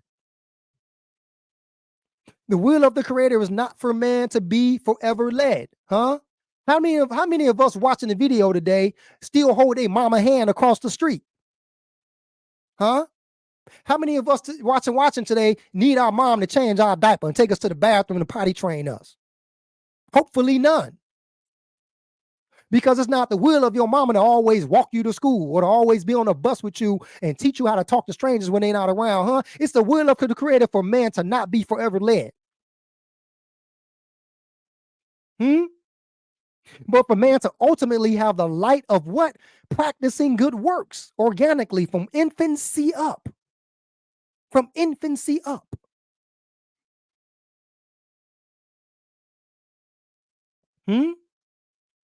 Don't nobody here still need their mom and their daddy to spoon feed them. You can do it on your own now, right? Now let's restate the former statement using the definition of salvation in place of save. What was the form? What is the statement? The statement is, nevertheless, through Oahspe, light of Jehovah, the creator, is revealed to man, and man is to judge himself, to labor to save himself. Now let's read the definition out in this passage. Watch how differently it hits when it's spelled out. Nevertheless, through Oahspe, light of Jehovah, the creator, it is revealed to man, and man is to judge himself. And what? And labor to liberate himself from ignorance or illusion.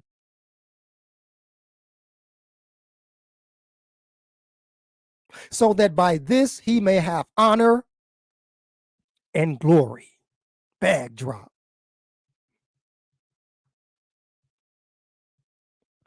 Labor to liberate oneself? That's going to make people scratch their head. Labor to liberate oneself. Does this mean we are responsible and accountable for our own salvation? And does this mean that we are our own saviors? Well, let's see what Oahspe has to say about that to answer these questions. Oahspe, Book of Inspiration 13, chapter 13, verse 5, it states, Jehovah says, because I gave you liberty. Because I gave you liberty. Liberty to do what, y'all? Liberty to do what, y'all? Liberty to save ourselves from illusion, and darkness, and ignorance. Or liberty to do the opposite, to go down in darkness. Liberty to choose our highest light, or liberty to choose darkness. That's our liberty. So we have the choice to sow the seed of life and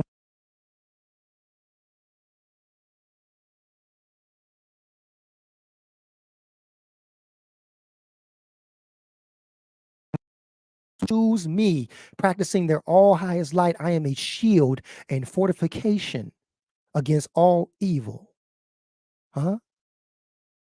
So what do you choose? As the individual, what do you choose? Jehovah says, because I gave you liberty, you are responsible. We are responsible for all that we are, for all we make of ourselves, for all that come to us. Y'all see that? And for all of our peace and happiness, both in this world and in the next one. Both in this world and in the next one. And that make a lot of sense because whatever takes place with us corporately also takes place with us what? In the mind. In the mind. Huh?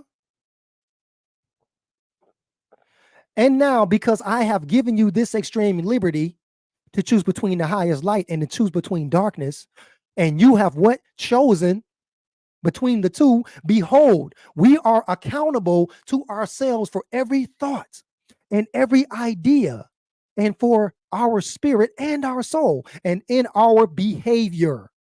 And in our behavior, we are responsible to the whole world.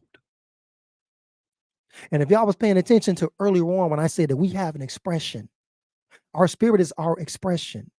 We affect the world around us by the way we behave and by the way we think, because behavior first starts with thought, and how we think is how we behave. That's what we're going to manifest, and that's what we are going to transmit, and that's how we're going to inspire and affect our neighbor, our brother, our sisters, our cousins, our aunties, our uncles, our mothers, our daughters, our sons. Think about that. Let that sink in.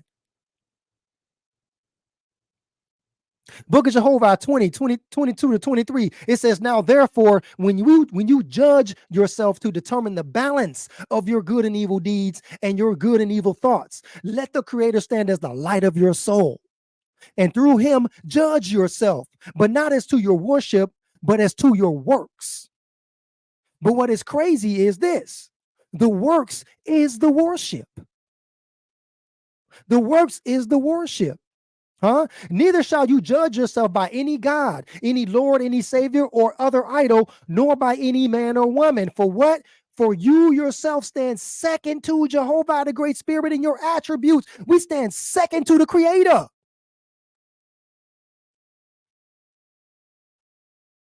We don't stand third. We don't. It ain't me, a Savior, and then the source. It's the source and me. It's the source and you.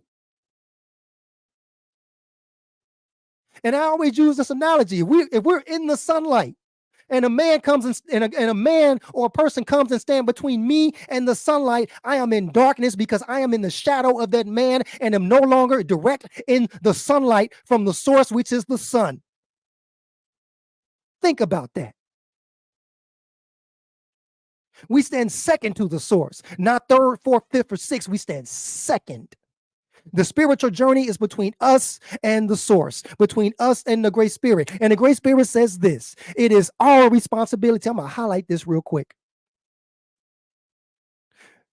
The Great Spirit says it is our responsibility to do what? To do what?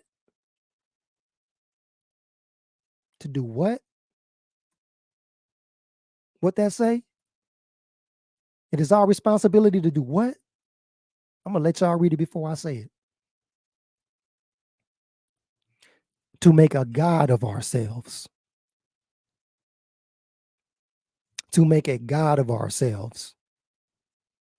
And how do we make a God of ourselves, Great Spirit? How do we make a God of ourselves, huh? By choosing to walk in our highest light, to liberate ourselves from ignorance and behave accordingly in our words and in our deeds.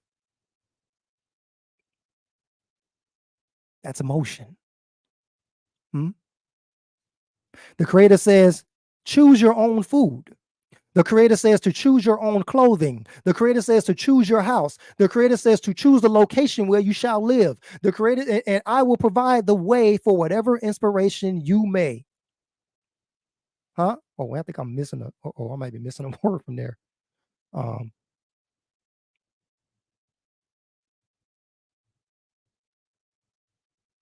Remembering that you shall be responsible. Hold on, I screwed this up.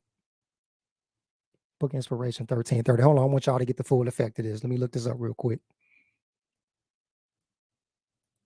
I think I erased a part of that. One moment.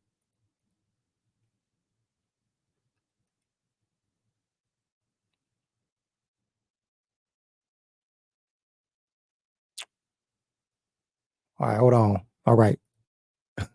I think I missed a portion of this verse. Hold on, I'm gonna read it over again, y'all. It says, we must choose our own food, choose our own clothing, choose our own house, choose our house, huh? Because it is our responsibility. It says, choose a location where you shall live and provide the way for whatever inspiration you may. Okay, that makes sense now. And provide the inspiration for whatever inspiration you may. My apologies. I thought I was reading that wrong. It says, remembering that we shall be responsible in all. So we're responsible for all of our decisions. We're responsible for everything that we choose. We're responsible for.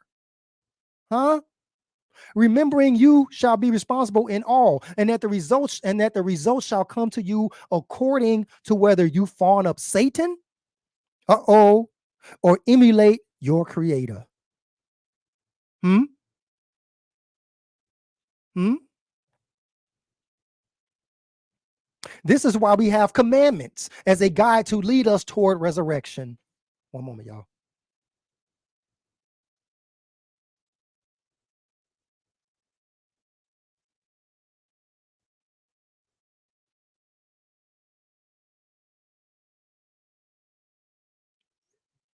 This is why we have commandments, because commandments act as a guide to lead us toward resurrection. So Book of Inspiration 6 through 13, it says this: nevertheless, I created man with the capacity to comprehend this also.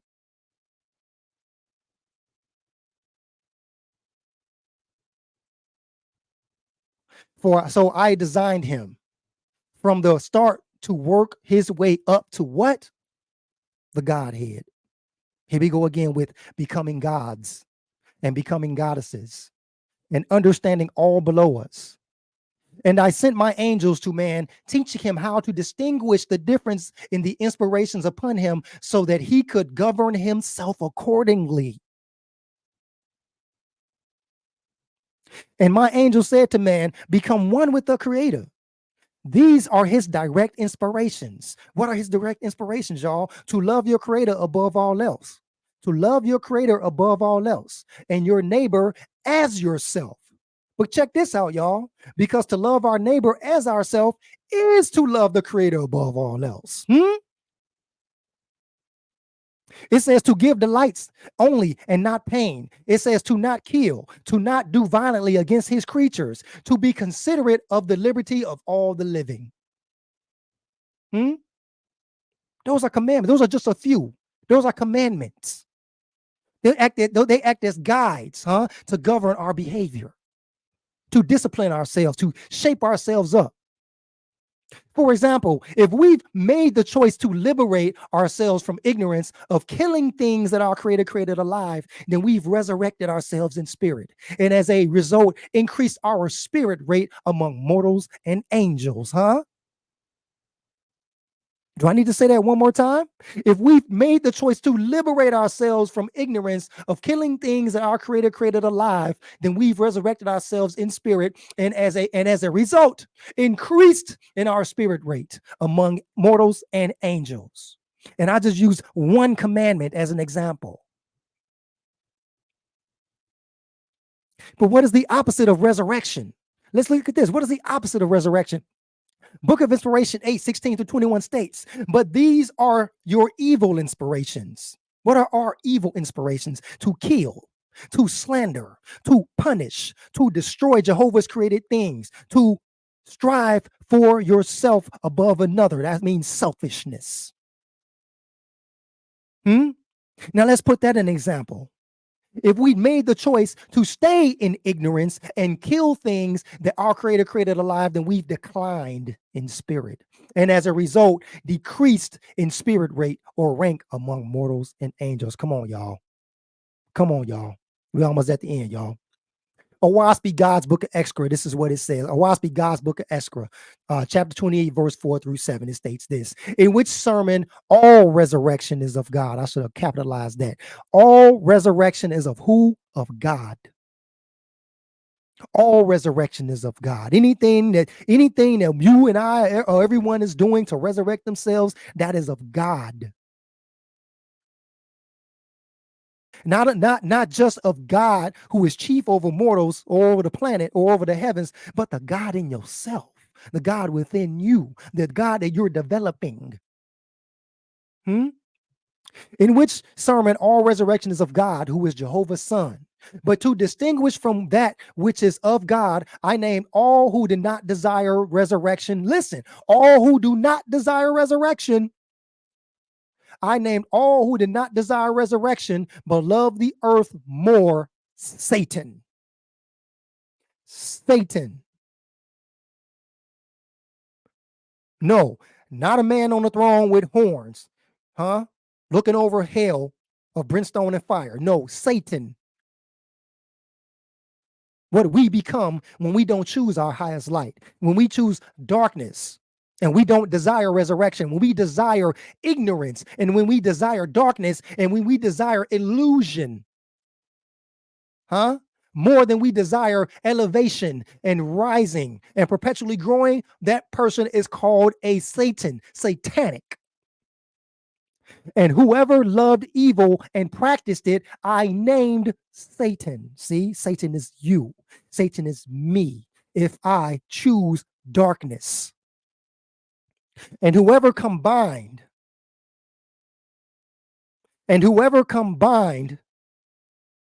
as angel or as mortals to make anarchy, I named evil workers for hell.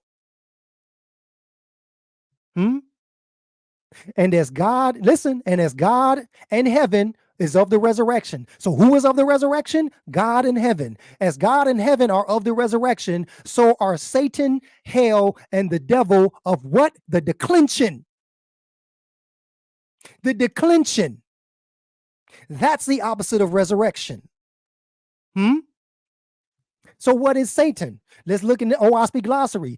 Satan is the philosophy of placing self above all others. That means being selfish. That means looking after yourself and nobody else. That means not uplifting your neighbor, only uplifting yourself, even to the expense that it destroys him.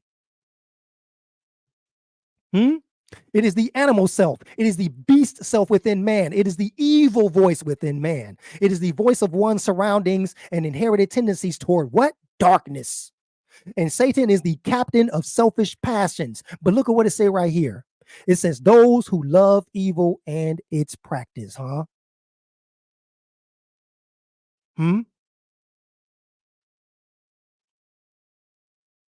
Those who love evil and its practice, showing that we have the liberty to sow the seed of death, but we also have the liberty to sow the seed of life. And when we sow the seed of death, that leads to the declension. That is of Satan. That is satanic behavior. That leads to death and darkness. But when we sow the seed of life, that is the highest light. That leads to life. That leads to resurrection. That leads to salvation, which leads to resurrection. That leads to the Godhead. All commandments are a system of self-control. Right here in Book of Leka, it states, if the mortal cannot control his habits for intoxication or gluttony or avarice or debauchery or laziness or lying or hypocrisy and preaching what he does not practice, or sexual indulgence or vengeance or anger or tattling mischievously, he is indeed a victim of the hands of Drujas, which are evil spirits. And at the time of his death, he becomes one with them. He becomes one with those evil spirits at the time of death. That's what happens when you choose darkness. There is no resurrection for you after death when you choose darkness. There is only declension. There is only oneness with those evil spirits who you satisfied and gratified.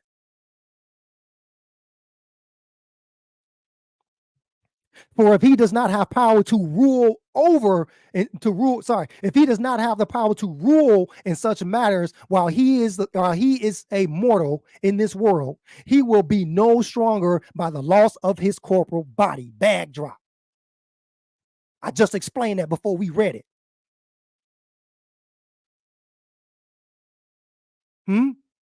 We have to rule over those demons. If the mortal on the other hand, shall have risen, shall have what? Risen to what? Risen to control himself over these habits and over these desires, he will be indeed at the time of death already entered into the first resurrection. And the drujas, if he has any, so if you have any bad spirits clinging to you while you are alive, while you're overcoming them, guess what? Those drujas will be delivered also.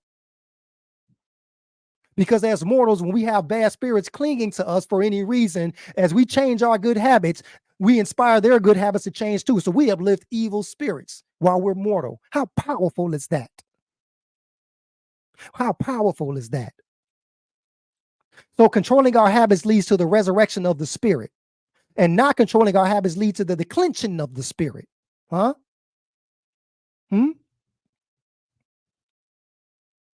So if we don't make the choice to save ourselves from ignorance by exercising self-control and practicing those commandments and uplifting our fellow brothers and sisters, there is no increase in spirit rate. There is no resurrection, and there is no etheria. There is no resurrection to the Godhead, y'all. So here it is, y'all. We at the very end. What is the spirit rate and grade, and why is it important for the resurrection of the heavens? What is spirit rate? Oahspe describes our spiritual ascension like school. This is how we're graded by God. This is how we're graded by God, looking down on us, or looking down to us, not down on us. I don't want to say it that way. For example, we are subjected to a school until we graduate from that school, right? And so from kindergarten to 5th grade, we are subjected to what they call elementary school, or K5. And then we graduate and move on. And what do we move on to from there? We move on to 6th to 8th grade. And then we graduate from there and we move on to high school. And then we graduate from there and we move on to college. No different in spirit. No different in spirit rate. Don't y'all know that this life is school? Some drop out, some graduate. Think about that, y'all. So in like manner is our spiritual ascension in the heavens as described in Oahspe. So we're graded from 1 being the lowest to 99 being the highest. Let's read the descriptions.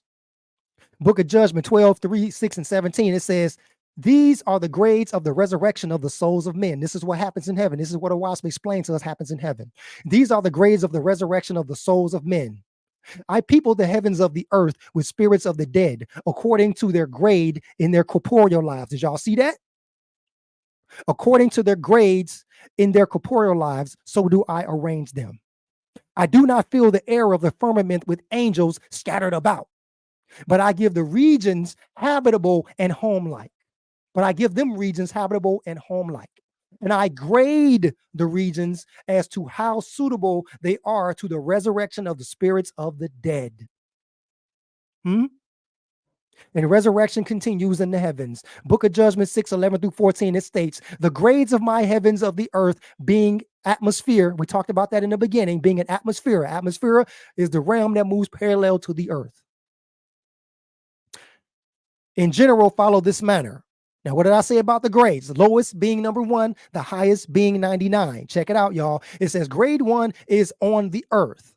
Grade 50 is midway between the earth and the emancipated heavens, etheria. We went over that in the beginning. Grade 25 is 1/4 of the way up from the earth toward etheria.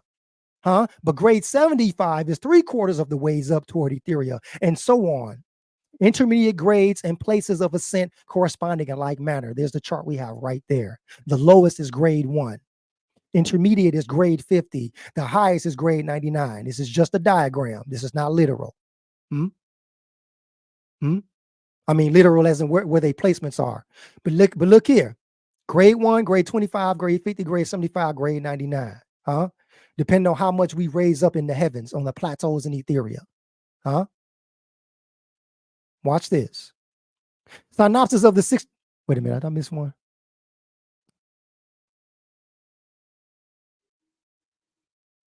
I did.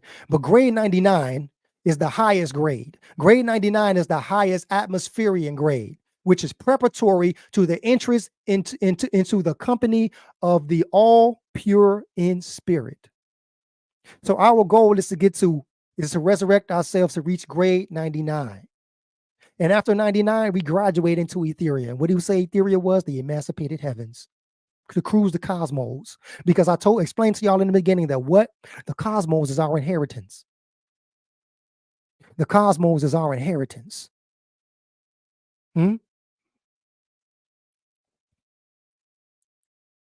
Oahspe subnauticus of the 16 cycles. It says, during a cycle, the earth and her heavens travel through the Etherian regions of hundreds of Etherian worlds, y'all, and which are inhabited by the great spirits, high raised angels, whose chiefs are involved in the management of worlds, gods, and gods beyond those gods. And during the time of a cycle, the earth is therefore under the control and management of such angels of Jehovah for the what? The resurrection of man of the earth. The resurrection, huh? So, did I spell that wrong? Not concussion, conclusion. Goodness gracious. I guess it's the, hey, I hope this didn't cause a concussion. Hey, when we reach a certain level of resurrection or ascension in the heavens, we achieve the rank of guardian angels, lords, and eventually what? God. Right here in Book of Sathantes, it says this. It says Jehovah had said, those who come out of the earth shall be sufficient to themselves. Those that come out of the earth shall be sufficient to themselves. As a mother provides for her child, so do I provide for the spirit generations of a corporal world. But when they are mature in wisdom, in strength, and in love, I command them to take the offices of lords and gods in the management of my kingdoms, y'all. That's the destination, is to become God. Is to become God. Now, this should say in conclusion, but I like the way it fixed it and said concussion, because I'm pretty sure that this is going to cause some cognitive dissonance. So in concussion, it is our responsibility to make a God of ourselves. That does cause a concussion, doesn't it?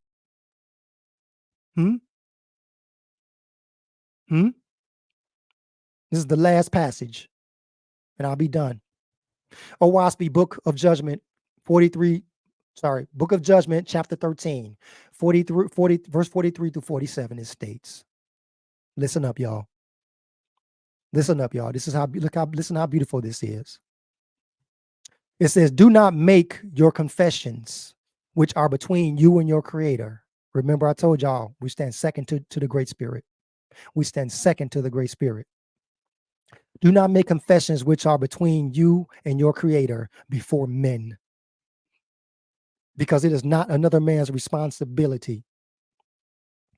What you got going on is between you and the creator, but covenant with him within your soul, saying nothing of this for the laudation of men. That means for their praise. It says our spirit is as a seed of a beautiful tree.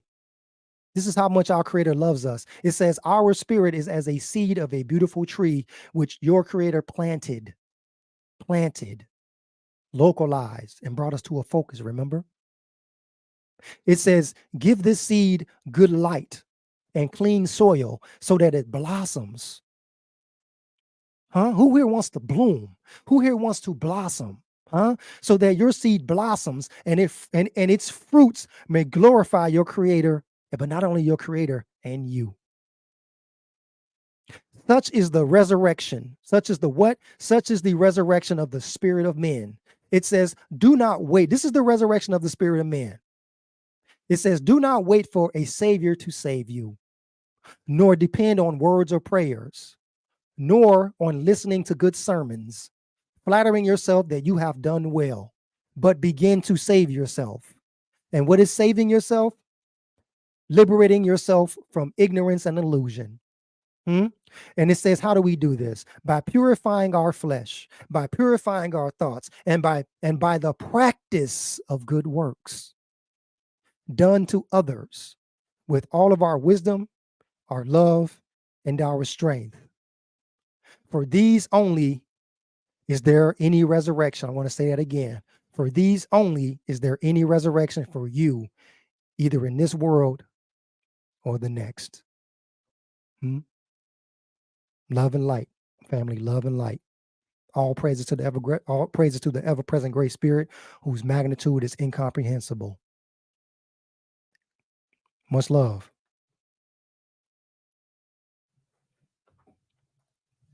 Much love.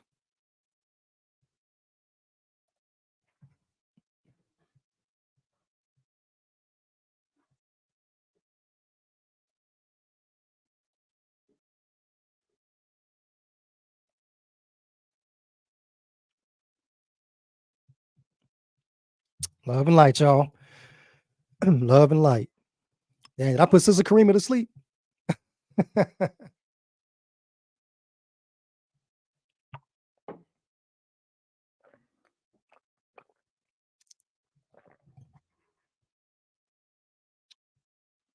There she is.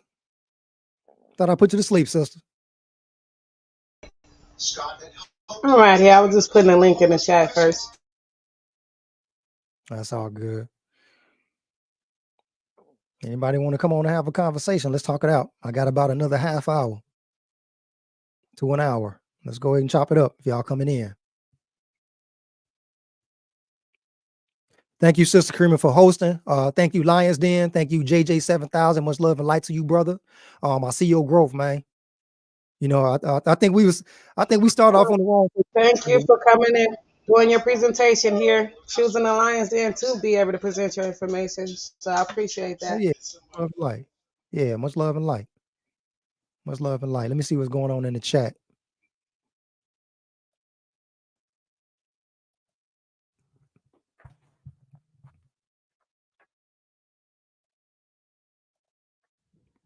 Shout out to our Creator Gang, y'all. Thank y'all for coming through. Much love and light to the family. Creator Gang, man. Y'all came through, man. Y'all showed up and y'all showed out for your brother Darryl Kosmon. Thanks a million. Thanks a million, man. Loving y'all always and forever, perpetually. Much love, much love, much love, much love, much love.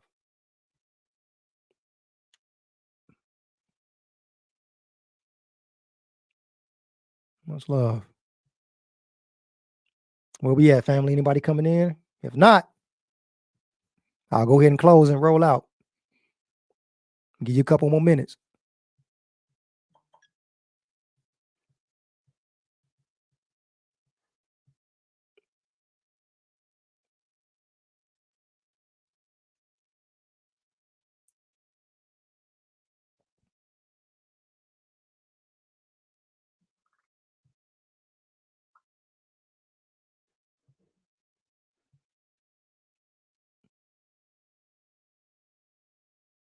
Okay.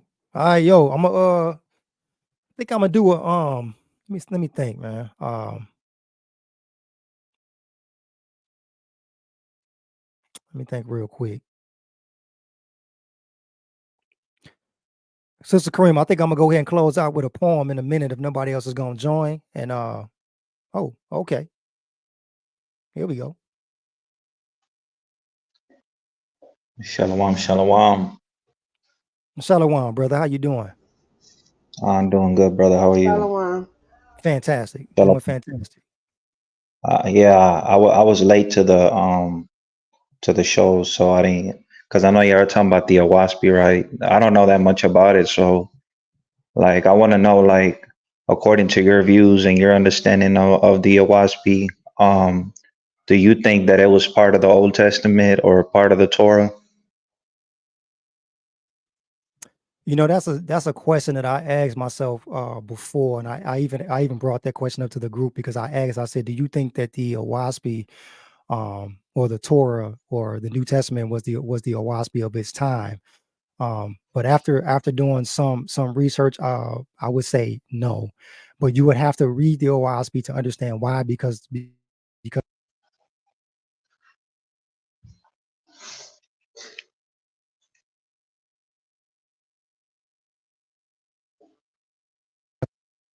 the creator's words is reflected in those books. But we just have to learn how to it's kind of like we like the creator's words are like diamonds in the rough. When it's, in my personal opinion, digging for the creator's words are like digging for gems in the mud. In when it comes to like the Bible, and I'm a former Christian. I was baptized Baptist, and I was an evangelist at one point, taking the Bible and evangelizing the people, but but I'm telling you, man, it don't hit the same. It don't hit the same. So what you say, like the Oahspe, like would it been part of the New Testament, or those are like books outside of the New Testament or the Tanakh or the Torah? The Oahspe has no association. Okay, let me answer it like this. The Oahspe has no association with Torah and with Bible, but you can see that. But like I said before, you can see that the Creator's words being reflected in those books. You can see the Creator's words being reflected in many books from many spiritual systems. You just have to learn how to distinguish between what are the Creator's words and what are not the Creator's words. For example, if I'm Can I ask what language the book was written in? I mean, I interrupted like that. I just want to know. Written in English. Yeah, it was written in English. There's a whole lot of background to the book, but the book was written in English originally. Okay. Because I heard something about it, like a dentist or something like that wrote it or something like that. That's what I heard. Something like that. Yeah, I mean, and it's controversial because, believe it or not, there was some angels that scribed through this man, John Bilal Nubro, to scribe Oahspe. Now, I wasn't there to see this happen. You know what I'm saying? So I can't say that it's something that did happen. It is something that we all kind of like, maybe a little skeptical of or not. But we don't. But more so, our thing is this: what do the words say? Are they light or are they darkness? Is it leading man towards the declension, or is it leading man to resurrect his spirit? It's about the merit of those words within the book. And right. If it's helping out your salvation, then I don't judge you, brother. You know what I mean? But right. Yeah. And you gotta put the information to the test, because the only way to test the merit of any information, you have to put it to the test to see if it's correct. I guess I'll have to read it for myself. You know, I can't just judge it based on what people do about it. You know. Correct. Because everything that I've presented today, I don't expect you or anybody else to believe it. What I encourage you to do is to go behind me and see for yourself. I would never tell anybody to believe anything I've said today. Never. Go behind me and check it out and see it for yourself. Because does it talk about God though? Does it talk about like angels or Christ or anything like that? Yeah. Oh yeah. You did come in late.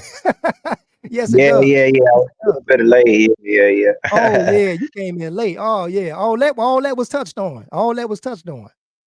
Oh, okay. I guess I'll have to rewatch it after this. Rewatch, because it has nothing to do, because what God is, what Oahspe say God is, what Oahspe say angels are, it's a totally different thing from what the Bible says. Totally different thing. Yeah. And I explained that in the presentation. So yeah, you would have to go back and check out the presentation. Yeah, I had to go back and rewatch it. Yeah, man. Go back and rewatch it. All that was broken down. I mean, it was a whole lot broken down. I don't know where you came in at, bro, but there was a whole lot that was broken down. Because I know there's another brother out there that teaches on the Oahspe. I don't know if you know that brother. His name is Salas Shalom or something like that. I think he teaches from Shalom, my bro. Yeah. He teaches on that too. Yeah. Yep. Yeah. I heard a couple of brothers that believe in that book, that subscribe to that book. So I don't know. I was just trying to be like interested, you know, trying to see like what you thought about it, you know, because I don't know that much about it. I just mostly read Old Testament. What I think, you know. Well, what I think about it, I'm sorry to cut you off, but what I think about it generally, man, is for me, it's a higher light. I'm gonna just say it like that. I ain't gonna even be modest about it, man. It's a higher light, and you won't know that until you read it for yourself. That's not anything I can enforce on you. That's not anything I can force on you or put on you. But you have to see it for yourself, because you have to see it in your own way. Don't see it in my way. See it in your way. So does it have like laws? Does it have like laws like telling you like do good and stay away from people? All that was covered in the plan. You totally missed the presentation, man. All that was covered. Yeah, bro. I was doing something, and I barely just got on because I was like, I kind of missed a lot of stuff. Yeah. Yeah, all that was covered, bro. So it's like all the questions you asking, it was already answered in the presentation, man. But like when you ask me Okay, personally okay. what I feel You about it, hold it's like you know, it's a higher light. To me, it's a higher light. That's just coming from me. But like I said, you got to see that for yourself, because at the end of the day, that's still only an opinion. You see what I'm saying? I talked about that in the presentation, that opinions is darkness. So I'm not going to put that on you. You know what I'm talking about? You gotta see for yourself. You got to see for Gotta see yourself. for yourself. Exactly, exactly. Yeah, yeah, yeah. You got to see for I agree. yourself. See for yourself and put it to the test. You got to experiment with it. You got to put it to the test and test the merit, and then judge the intentions, and then look at the results from however It's it like helps you change your ways. Look at it's the kind of results. like when people were telling me. I remember people a long time ago that were telling me, "Don't read the Book of Enoch. Don't read the Book of Enoch." Then eventually, I just like I got the Ethiopian Bible now, and it has the Book of Enoch, so I start reading it now. So Yeah, like it's yeah, just on and anybody, that's you know yeah, what I mean? Like anybody. You yeah. got to just find out for yourself whether if it's the truth or not. You Right, know? right, and that's what you do. Like the way people say it, don't read the Book of Enoch. That's still their opinion, but go see for Yeah, yeah. yourself. The Book of Enoch, read it, and see why people are like saying that, because you might join them in what they saying. See what I'm Right, talking right, about? right. So you might pick up an Oahspe and say, "Damn, now I see what bro talking about." Or you might just say, "This book is garbage," so you gonna piss on it and burn it. But guess what? That ain't no skin off my back. It's your journey. And I made that apparent in the presentation, that your journey is between you and your creator. It ain't between you and me and your creator. That's between you and the source. But I got a question for you, brother. You still believe in the Old Testament or the Tanakh or the New Testament, or it's just mostly a No, what? no, man. Mostly Oahspe is my foundation. I'm not gonna say Oahspe is my only is the only book I go off of. Oahspe is just my main foundation. I read all types of books, but here's what I want to tell you, man. Here's what I want to tell you. I didn't have this in the presentation, but when you get in Oahspe, go to Book of Discipline. I want you to go to Book of Discipline, chapter 5, verse 10 through 11. And it's going to tell you that the Great Spirit is as near this day, right now, as in the time of the ancients. Put yourself in order, becoming one with him. And no book is so easily read as his created universe. You hear me when I say that? No book is as easily read as creation itself. And the next verse says, inspiration comes less by books than by what the Great Spirit wrote, his worlds.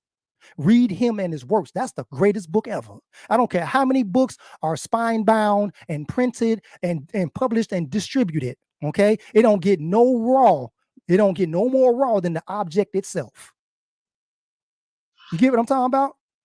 Yeah. So you don't really believe like Yahweh or the God of Israel. You just call him the Great Spirit. Like, you know what I I mean? believe in the Great Spirit. I believe in the thoughts, because I came to a point, man, when I was a Christian, man, I came to a point when I was leaving Christianity. I came to a point and I said, look, something came upon me when I was sitting on the porch one day, and this voice hit me and it said this: I want to put everything aside that I tried to believe in.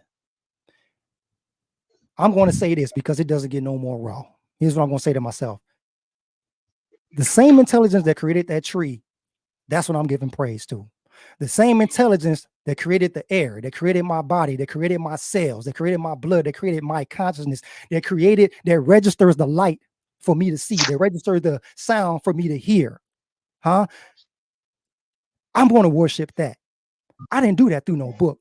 I did that just alone, looking at the works in front of me. And it don't get no more raw, and it don't get no more better than that. So here's what man does.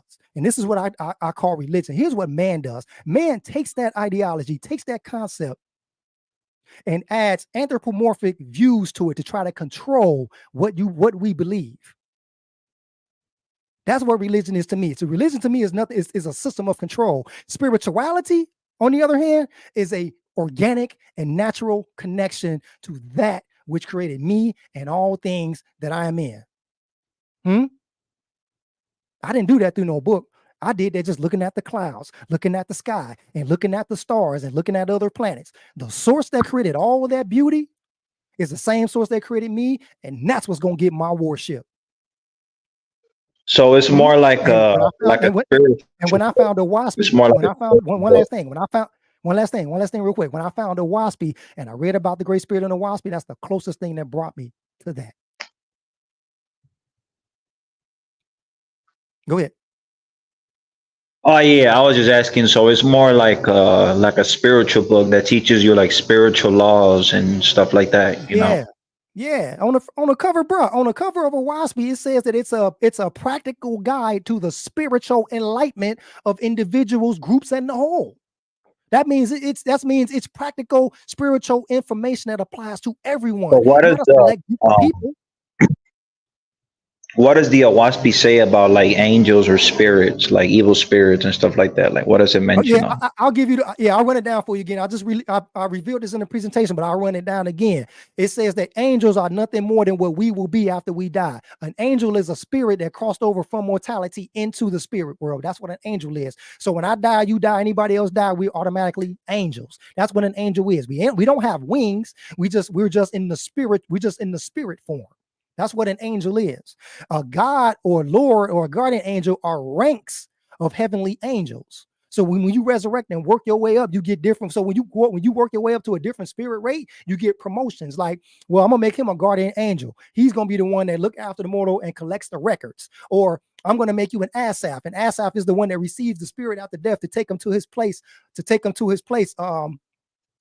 is tailored for how he was. You see what I'm talking about? And then you got angels that go around delivering people from hells. They got to break up hells and they got to break up hells for these people's redemption.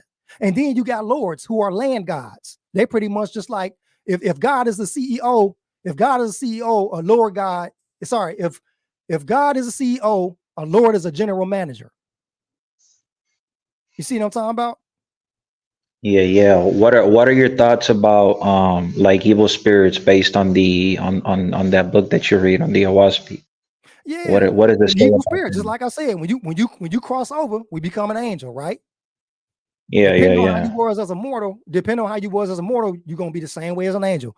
It says in Oahspe, it says, So think not that when you die, that suddenly you're gonna all of a sudden, huh? Let's say if the person was like an evil man, right? Let's say if the person was a wicked man, right? Would you say that person would turn into an evil spirit when he dies? Yes, it ain't no turning into an evil spirit. If he's evil as a man, he's already evil. When he birthed into the spirit world, nothing changes. Nothing changes. Right. It says in Oahspe that think not that your ways change automatically or suddenly because you died. It doesn't work like that.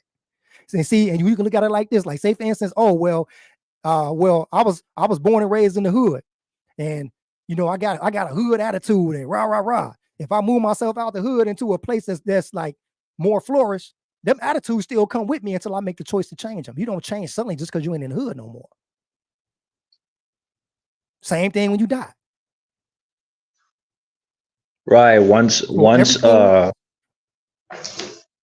a wicked man, always gonna be a wicked man. And I kind of get what you're trying to say. Until they decide to save themselves. And when you look at when you go back and watch the presentation, salvation is to liberate yourself from ignorance and illusion. Right. Yeah, I agree. Microphone delayed? Is my microphone delayed? I might have to come out and come back in. Hold on. I'm gonna exit and come back in. I think my microphone is delayed.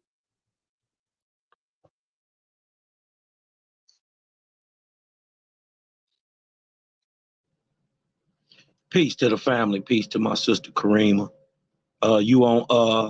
You muted L Shamal G. You gotta come off mute, bro.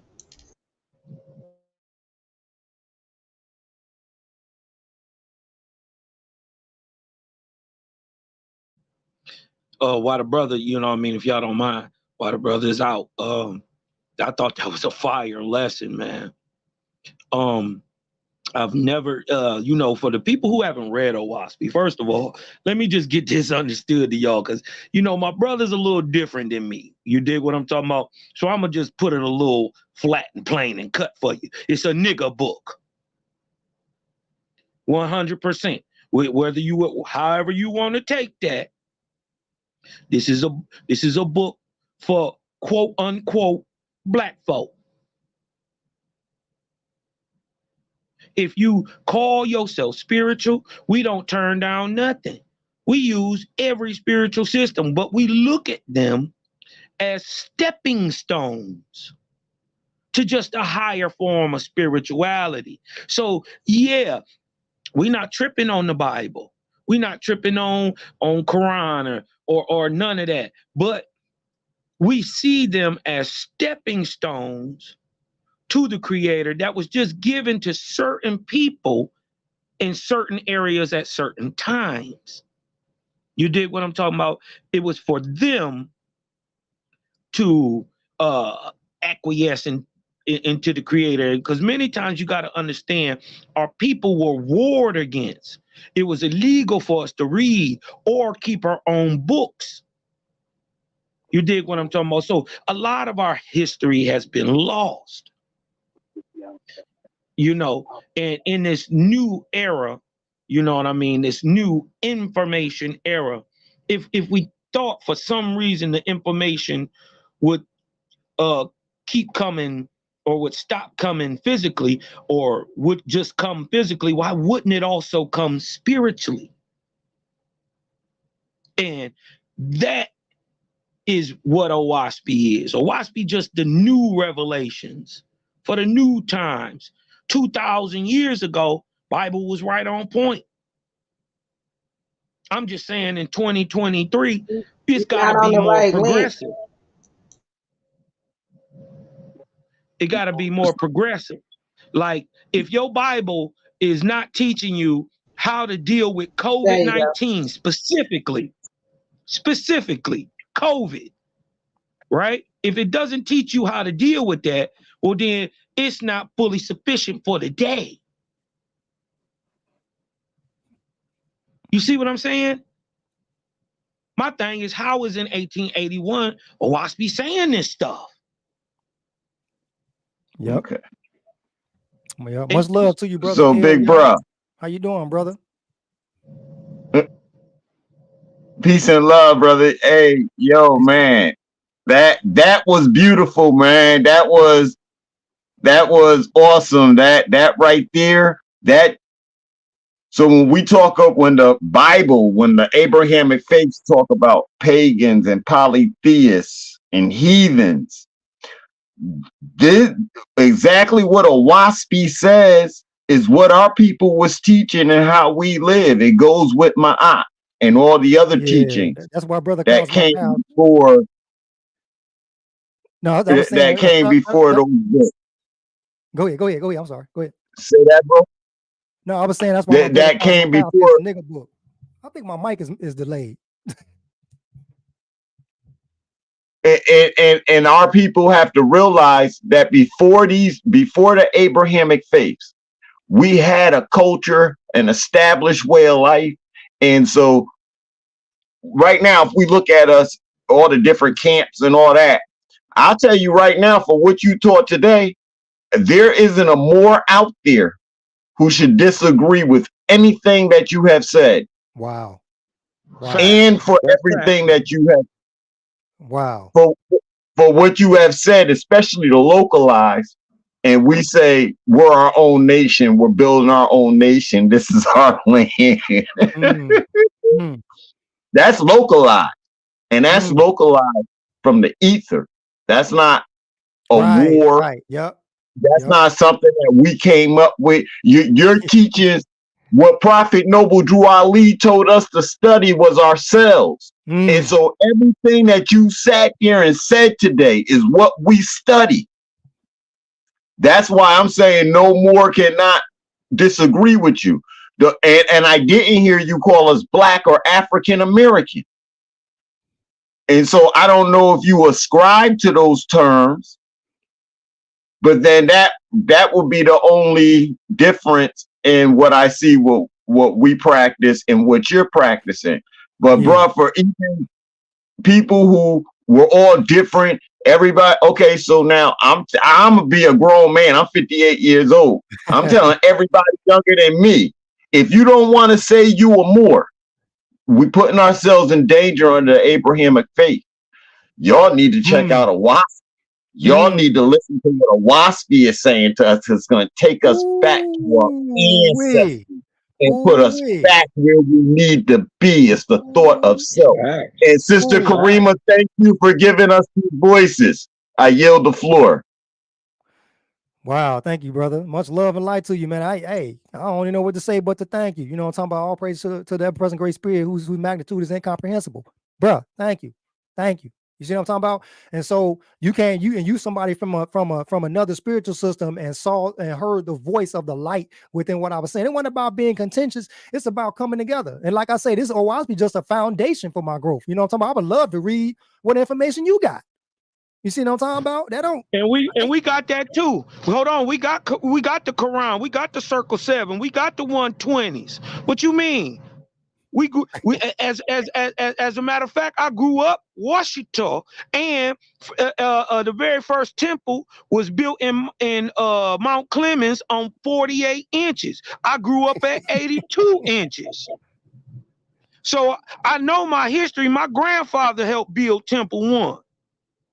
You dig what I'm talking about? So we ain't got no problem with that. We don't be tripping over that. We want our people to love on each other. And what we got in Oahspe is a step-by-step booklet for you to get your game on track and not your wig pushed back. Yep. See, if your God ain't telling you how to beat white supremacy today, what is he talking about? If he ain't telling you how to beat the capitalistic society, or either work in it or work on it or work beside it, do however to get it right for your people, what is he talking about? This is what we're saying. We okay with you saying, that you made the heavens and the earth, but now, nigga, that's not enough. You got to prove how you did it. This is the Kosmon era. We not sitting back listening because the Lord said or a man said or whoever said. No, you got to prove it. You got to show up. You got to chin up. You dig what I'm talking about in these times, and that's for God too. Yep. Hey, we checking everything at the door. If it's good, come on in. If it's some BS, stay out there. This is what Oahspe is here for. It's checking everything. It is a spiritual compass, a guidebook to spirituality. You dig what I'm talking about? We the book. The only reason we even read Oahspe because it lines up with what's written on our souls. Yep. We just asking people to read the book so you can see what I'm saying. So your mind can be blown every single day. That's all I'm saying. And based on what my brother said, if you read Oahspe in the Book of Inspiration, chapter 9, verse 5, the Great Spirit says, "You shall be your own judge in all things. Behold, I send my God to judge you, but you shall judge the judgments of your God. And afterward, you shall judge yourself in the same way." You know what I'm talking about? Because he said, I created you a perpetual judge, not only to judge ourselves and the world beside, but you shall judge me, your creator. Huh? How crazy is that? Huh? You got to be cold. You got to know that you already right to let your creation judge you. And that's in my heart, bad. You Michael Jackson bad. And you're not being conceited. And you know, it's up to each one to measure it. You're not being conceited. You're not abusing people when you stand your ground and you face whatever's out here. You stay on your square. And too many of us have been abused in different places, standing on our square to where manhood and womanhood is questioned. And we don't have to accept, as long as we know ourselves. And that's what all these teachings are supposed to be about, knowing self. And self-space within this universe. And it's a universe. One word, one verse amongst all of us. Our bodies are the temple. Our hearts are the book. Yep. That's the real book. When you look up in the sky, you're seeing another book. And that book tells you how to deal with this earth right here. And that's another book that you have to go inside of that. And they limited us to Abrahamic faith books and whatever the concordance and this, that go along to support what they say. And those days are over. And you and I have to get over it and just, once we all fess up and say, oh my God, I've been lied to. Not once, not twice, all the way through. Now because 1 + 1 = 3. So now you have to recalculate and redefine yourself within this new world that the Aquarian age, or how anybody want to put it. We here now. Right. And as far as I see leaders, nobody can ever put on Facebook again, oh, we don't have any leaders. We do have leaders. They're being ignored. I yield the floor. That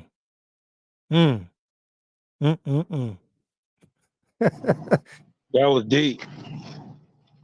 That was I deep. agree with it all 100%, bro. I ain't got no harsh criticism on it. I think what the brother is also perceiving is what a lot of our people are perceiving, that in the Abrahamic faith, we see something older, a tale of something grander and greater that has just been repackaged and repurposed and re-rocked and then put upon our people. You dig what I'm talking about? You got to do it this way or you're going to hell. Well, if you don't praise me this way, you're going to hell. Yep. Guess what? If you don't do it 5 times a day, guess what? Lake of fire for you. Yep. You see what I'm saying? It's the fear-based doctrine. You dig what I'm talking about? That my people are waking up to, and it is a dog whistle for all falsity. We know the Creator don't move in that fashion. We know this. So when you understand and you find out, you get in Oahspe and you find out true God say, nigga, I never asked for your praise. And I'm your brother. I didn't ask you to give me no goat heads or ask for. I didn't. As a matter of fact, bro, I'm just like you. As a matter of fact, you're gonna be what I am in time to come. Right. Why in the hell would you praise me? This is what true God is saying. Well, true God is like, oh, what would I need your stinking ass nigga prayer for? What good would it do me? Hey. I'm only gonna be here a minute.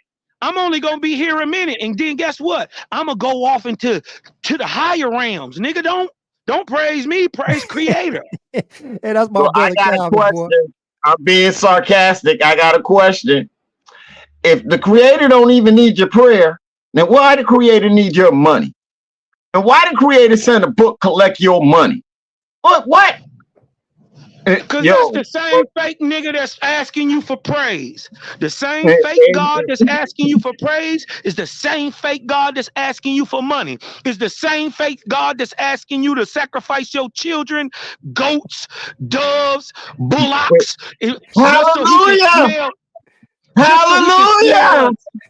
Amen! Come you on. better preach, brother.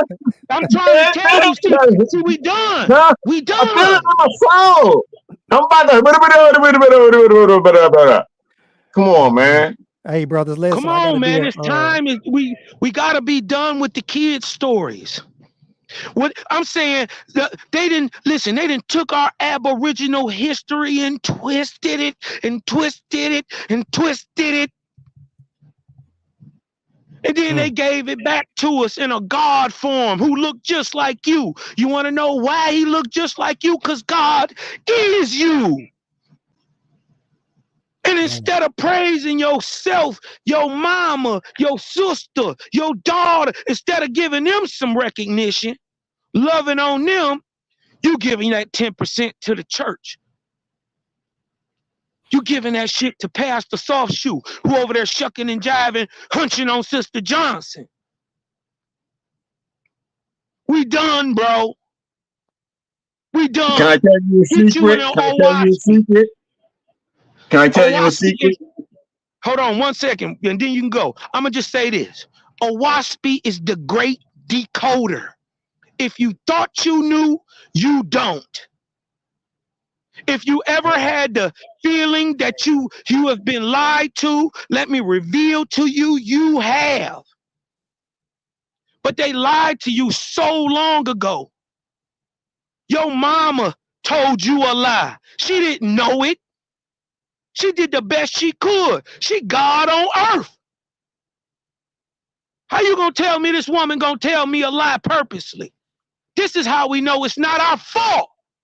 Right. But now we know, but now that we know, now it's what is we gonna do? I'm tired of sitting down.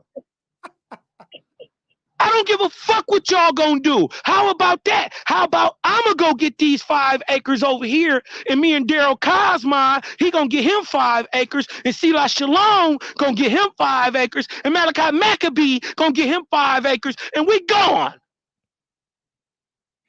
How about that? How about the fact that when is y'all gonna recognize that good people are just gonna have to get the fuck away from bad people? Ain't nobody told y'all yet. The system works. It's not broken. You are on bottom because you're supposed to be on the bottom. It's made that way. My OGs told me, nigga, if you tired of the game or you tired of the rules, stop playing the game. When you gonna get your own? Until then, don't cry to me about shit. I know my grandfathers and them in the 30s, 40s, 20s wasn't crying to nobody about nothing. This is how I know. This is how I know in my mind whatever they told us about slavery wasn't exactly true, because ain't no fucking way you could enslave 10,000 niggas like me. Ain't Amen. ain't enough white people, or there ain't enough God in this world to enslave 10,000 niggas like me. So I know whatever you telling me you did to my motherfucking grandfather, I don't think it's quite right. And now when I look at it, you telling me he was a slave, but this nigga got 400 acres of land, 2 mules, a daughter, a wife, and all this shit, but he's supposed to be a slave. Somebody Sure got enough. to make it make sense. He's supposed to just got off a boat from Africa. How he got all this land?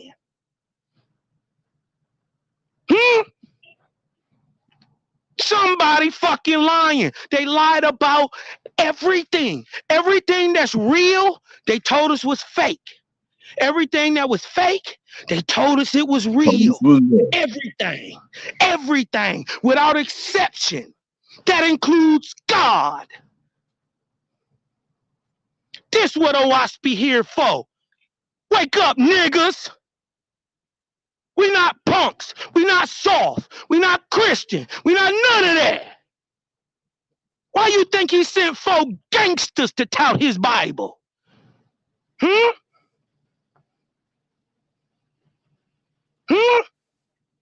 Y'all better wake up. This 2023. Do you know what time it is? Has your God taught you to tell time outside of the Gregorian or Justinian calendar? Or are you wrapped in a white boy's dream? Do you know how to use your moon and your sun? If your God ain't taught you that, what use is he?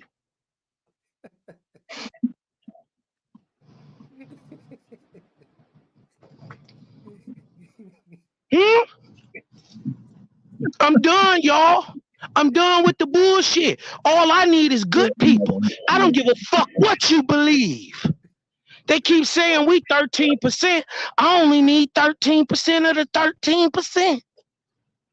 I'm going to show you a trick. I'm going to show you a country.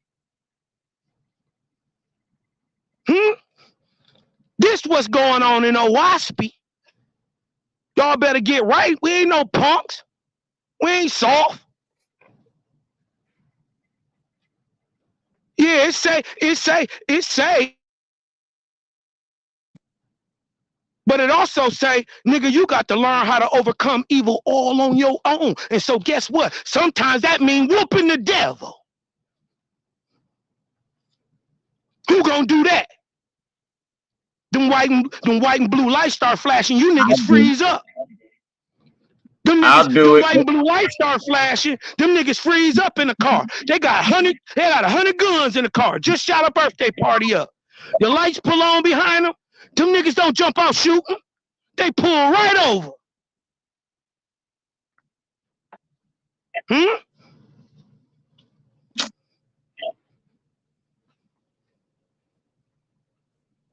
You got to say yourself, the brother gave you, man, he dropped so much game today. He dropped so much game today, bro. Salvation is about you, saving you, because every day you look in the mirror, you see God. Huh? You just, and I coined the phrase, GIT. Kosmon Cal did this. I coined the phrase, a God in training. GIT. God in training, goddess in training. That's what we are. Every time you do something good for somebody else, you're taking another step towards the Godhead. In this world and the next, y'all better wake up. You better wake up. Huh? How you see they ain't never explained to us that spirit and physicality are opposites. Uh-oh. How you get rich physically is how the opposite of that is how you get rich spiritually. Yeah, so to get rich, go ahead, bro. No, I was saying yes, sir. Yes, sir. Those are two different riches. I was agreeing with you, bro. That spiritual rich is over the physical rich. It's over that, and it don't cost you nothing except work on self.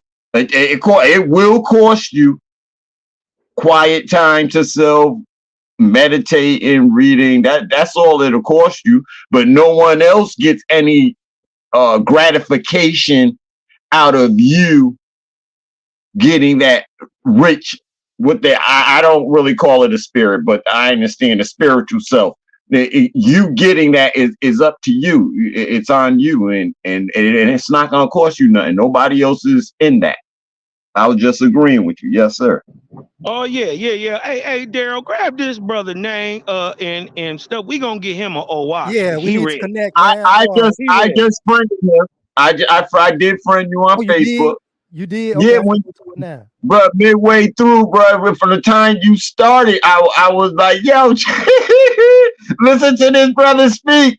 Cause all right, so cause like if we got up there and spoke, we would say Prophet Noble Drew Ali, and we would say some other things, and some people would be turned off. I know it, but that's the way we do it. But wait.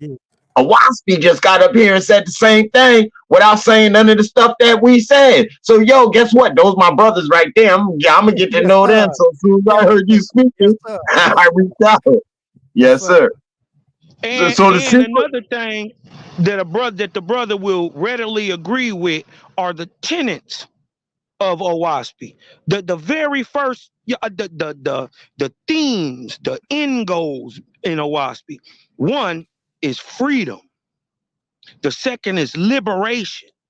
The third is organization. And the fourth is emancipation. They are called pillars of faithism. Every black man, or excuse me, melanated aboriginal man of the world can get with that. Freedom, liberation, organization, and emancipation. Those are the four pillars of faithism. So let me tell you what I see. We call it the flow. And we the only organization in the world next to the Rastafari who actually is an organization that preaches emancipation as a right, liberation as a right, freedom of thought as a right, You dig what I'm talking about? Yes, sir. So I'm gonna give you my ground. That last El Yah is the last part of my appellation. That came from my mother's womb. I did not make that up. I just redefined the way it was spelled. Say that again. That El Yah, Elya, came from my mother's womb. I redefined how it was spelled. It was pushed together with a mick in front of it. It was Mick El Yah. I took the mick off and El Yah. And that was because once I got the Moorish teachings, they said, listen to your name. We went through slavery, huh? So supposedly the Scottish people were the mix, the Irish. So that's how I took it. So I took that mick off, like this is where the X in the nation. And I rocked the El Yah because that's really what my mother gave me. Hey, dig this, El Yah. Dig this. The Empress gave me my appellation. You dig what my appellation is? Madudi Al Malik Il Bay. They called me the truth. They called me the truth seeker for the kings of God. Yes, sir. Yes, sir. So we built an organization which we don't sign up with any other government's papers. It's called the Empire Nubia. And yeah, brethren, we Rastafari too. The king that rode with us is up in Canada. And we call it the Empire Nubia. Then when we start breaking it down into everything else, we have the Third World Order. That's like a Moorish Science Temple, except if you do this, then you're a member. And the temple, as I explained to the state, there can be no temple. There'll be too many temples if I try to make a temple in one spot, because everybody is a temple. I can't talk. There's no book, because the book is everybody's heart. They were shocked that these are the type of answers they got and how I get to operate because of Prophet Noble Drew Ali telling us to go to the law. And everything that you doing goes to the law. And the law goes back to Oahspe. It does. It goes back to Ma'at. And it goes back to everything before the Abrahamic faiths and making us slaves. The facts. And that's facts. That's facts. There's really nothing we can add to that except our understanding of Ma'at, we would call the electromagnetic spectrum. Okay. The electromagnetic spectrum. The balance of all nature. You know what I mean? It's the same thing. It's the same thing though. You know what I mean? It's just the balance of all nature. Yes, you sir. get what I'm talking about? So we would see we see Ma'at and we understand it. You dig what I'm talking about? We see the Anubian rights. We see the Portapan rights. We see the Emeta Shava, or what you would call the order to become an Israelite. Yeah, they're not even going this far. They're not even going this far. They don't understand swallowing your tongue. Yeah. We got that. Yes, sir. Yes, sir. They don't understand the black hand or the 3 and 1 or the 1 and 3. You dig what I'm talking about? They listen, man. It's all the same thing. It's all the same thing, but it's the who tells it, and also the final mission. What is its purpose? Because if its purpose is gonna lead you to bloodshed, war, death, blah blah blah blah blah, well then that ain't of Creator. But if it leads you to enliftment, perpetual life, goodness, good works done to your fellow man, well then that is obviously of the light and of Creator. Anybody can say they of the Creator, but it's about what you do, your character, what you prove, who proves who you are and who you with. Yes, sir. Yes, sir. Sample. Yes, sir.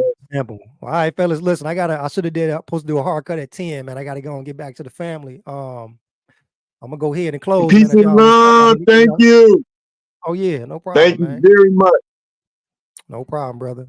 No problem, brother. Peace, El Yah. Yep. Peace, El Yah. Yeah, peace out, y'all. We gonna, yeah, I got you on Facebook, bro. So we gonna get together. Yes, sir. Yes, sir. I look forward to it. Sister Karima, thank you. Thank you for all of this. Thank you. The right people are meeting each other, getting together. Thank you for your work. Yes, sir. Yes, sir. And before I go, You're I welcome. just would like to put this before we anything, we niggas, and I love you. You can't get away from that. You ain't nothing you can do about it. Ain't My nothing you can do about it. You a nigga. NRGGA, you better. I don't care about nothing about what you believe in. I don't care about nothing about what you praise My in. Because what I'm telling you is, hey, look, Yes, my Lord. when me, Darryl Kosmon, Karima, and El Yah get pulled over in the car, guess what? We gonna all get the same ass whooping. So they don't care nothing about what you believe. They don't care about nothing what you talking about. What we gotta understand is we got to get beyond this bullshit, get beyond this colorism, and get behind these color folks that's waking up to their Aboriginal histories throughout the world. Who got That's what we money? get with. Good folks gonna get Yo, with good y'all folks, got and we gonna do grandchildren? good things. Y'all got grandchildren? Yeah, I do. Bro, how you? I got a grandson. He don't want to do any work, but he just told me I got the money to go to the store and spend. Now look, he's running from me. I'm just teasing you, man. I'm teasing you, man. I'm teasing you.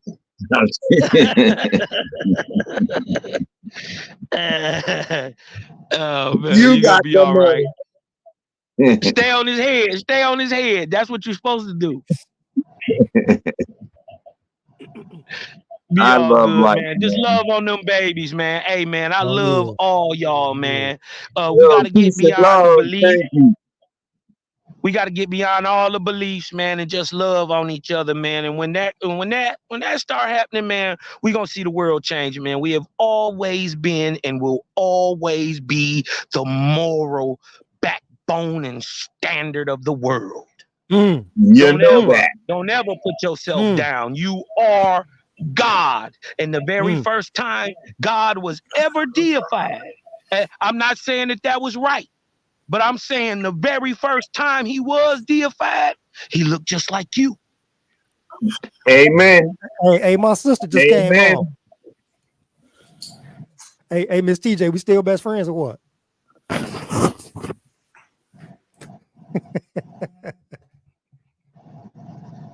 Hey, how you doing? What's up, sis? How you doing? Pretty good. Just tapping in. Hey now, Did hey you now. see the presentation?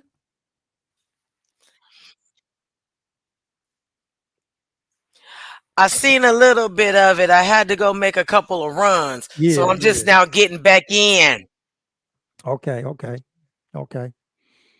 All right. Well, man, I hear that you came in at this time. I was trying to go ahead and close. I got to go and get back to my responsibilities. So, did you have anything you wanted to speak on?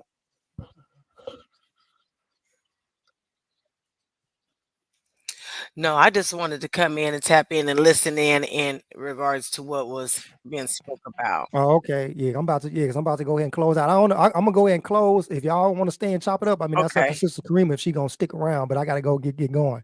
Um, I'm gonna go ahead and close out with this poem, y'all. Okay. So y'all can stay here for this. And I'm gonna go ahead and sign off. Sister Karima, thanks a million for hosting this evening. Love and light and shout out to the Lions Den. Shout out to you, JJ 7000, brother, Mr. CEO of the whole thing. Thank you. Um, Appreciate you yeah, coming. no problem, man. And all you brothers, man, if y'all whether you agree or don't agree, still stay blessed and keep growing. Still stay blessed and keep growing. We all our journeys are unique to ourselves. So you go ahead and be responsible and be accountable for your actions and just do what it is you do. Walk in your footsteps and just keep growing, let me go ahead and say this real quick. Give me a second.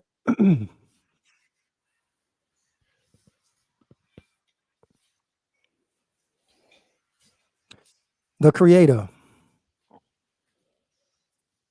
The Creator created us as a creator under Him with an infinite mind in an infinite universe so that we can learn for an infinity.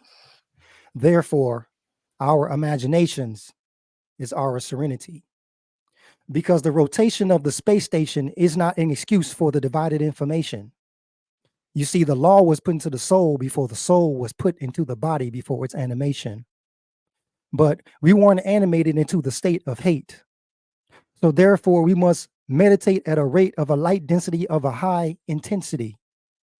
As children of the North Node, son and daughters of the ethereal entity of the cosmic code, planted here on earth in the soil like a seed, to grow and stand firm like a tree tall in its erection, to drink of the heavenly waters and to bloom into perfection. See, we spent eons in the era examining the vortexes of the husband of Hera away from beings that are weak-willed and unable, because they're too unstable to sit with the gods of the round table, breaking bread with the oracles, exchanging stories of metaphoricals. But what are they demanding? Some say knowledge, and some say wisdom, and some say understanding, while they're sending their souls of their sins, dazed and confused about their believe-ins, while the earth spins, asking queries to the fairies. What does it all mean? Is the seen really ruled by the unseen? Well, then grant us the power to levitate against gravity in interdimensional suspension, because our idiosyncrasies are not for their low vibrational comprehension. See, we stand one with the exactor. Visions are for the actors, and only sleepers dream while others walk lost in the factor. Grant us the power to give sight to the blind. Send us home to the mind, because the only purpose of our being is to resurrect and to uplift mankind. Love and light to y'all. Fire. Fire. Hey, y'all. With that, man, your boy Kosmon Cal is going to check on out, man. Y'all go over to Kosmon Cal TV, KOSMONCAL TV, man. Get some of that high etheric light over there, man. We creeping up on episode 100. And it's over 100 over there, but it's 100 Jehovah Chronicles. We going in, man. So sub, like, share, show your boy some love, man. As always, just breathe in, let the light in. Cosmon, y'all, and I'm out. Peace. Peace and love. Thank you. Thank you for your time.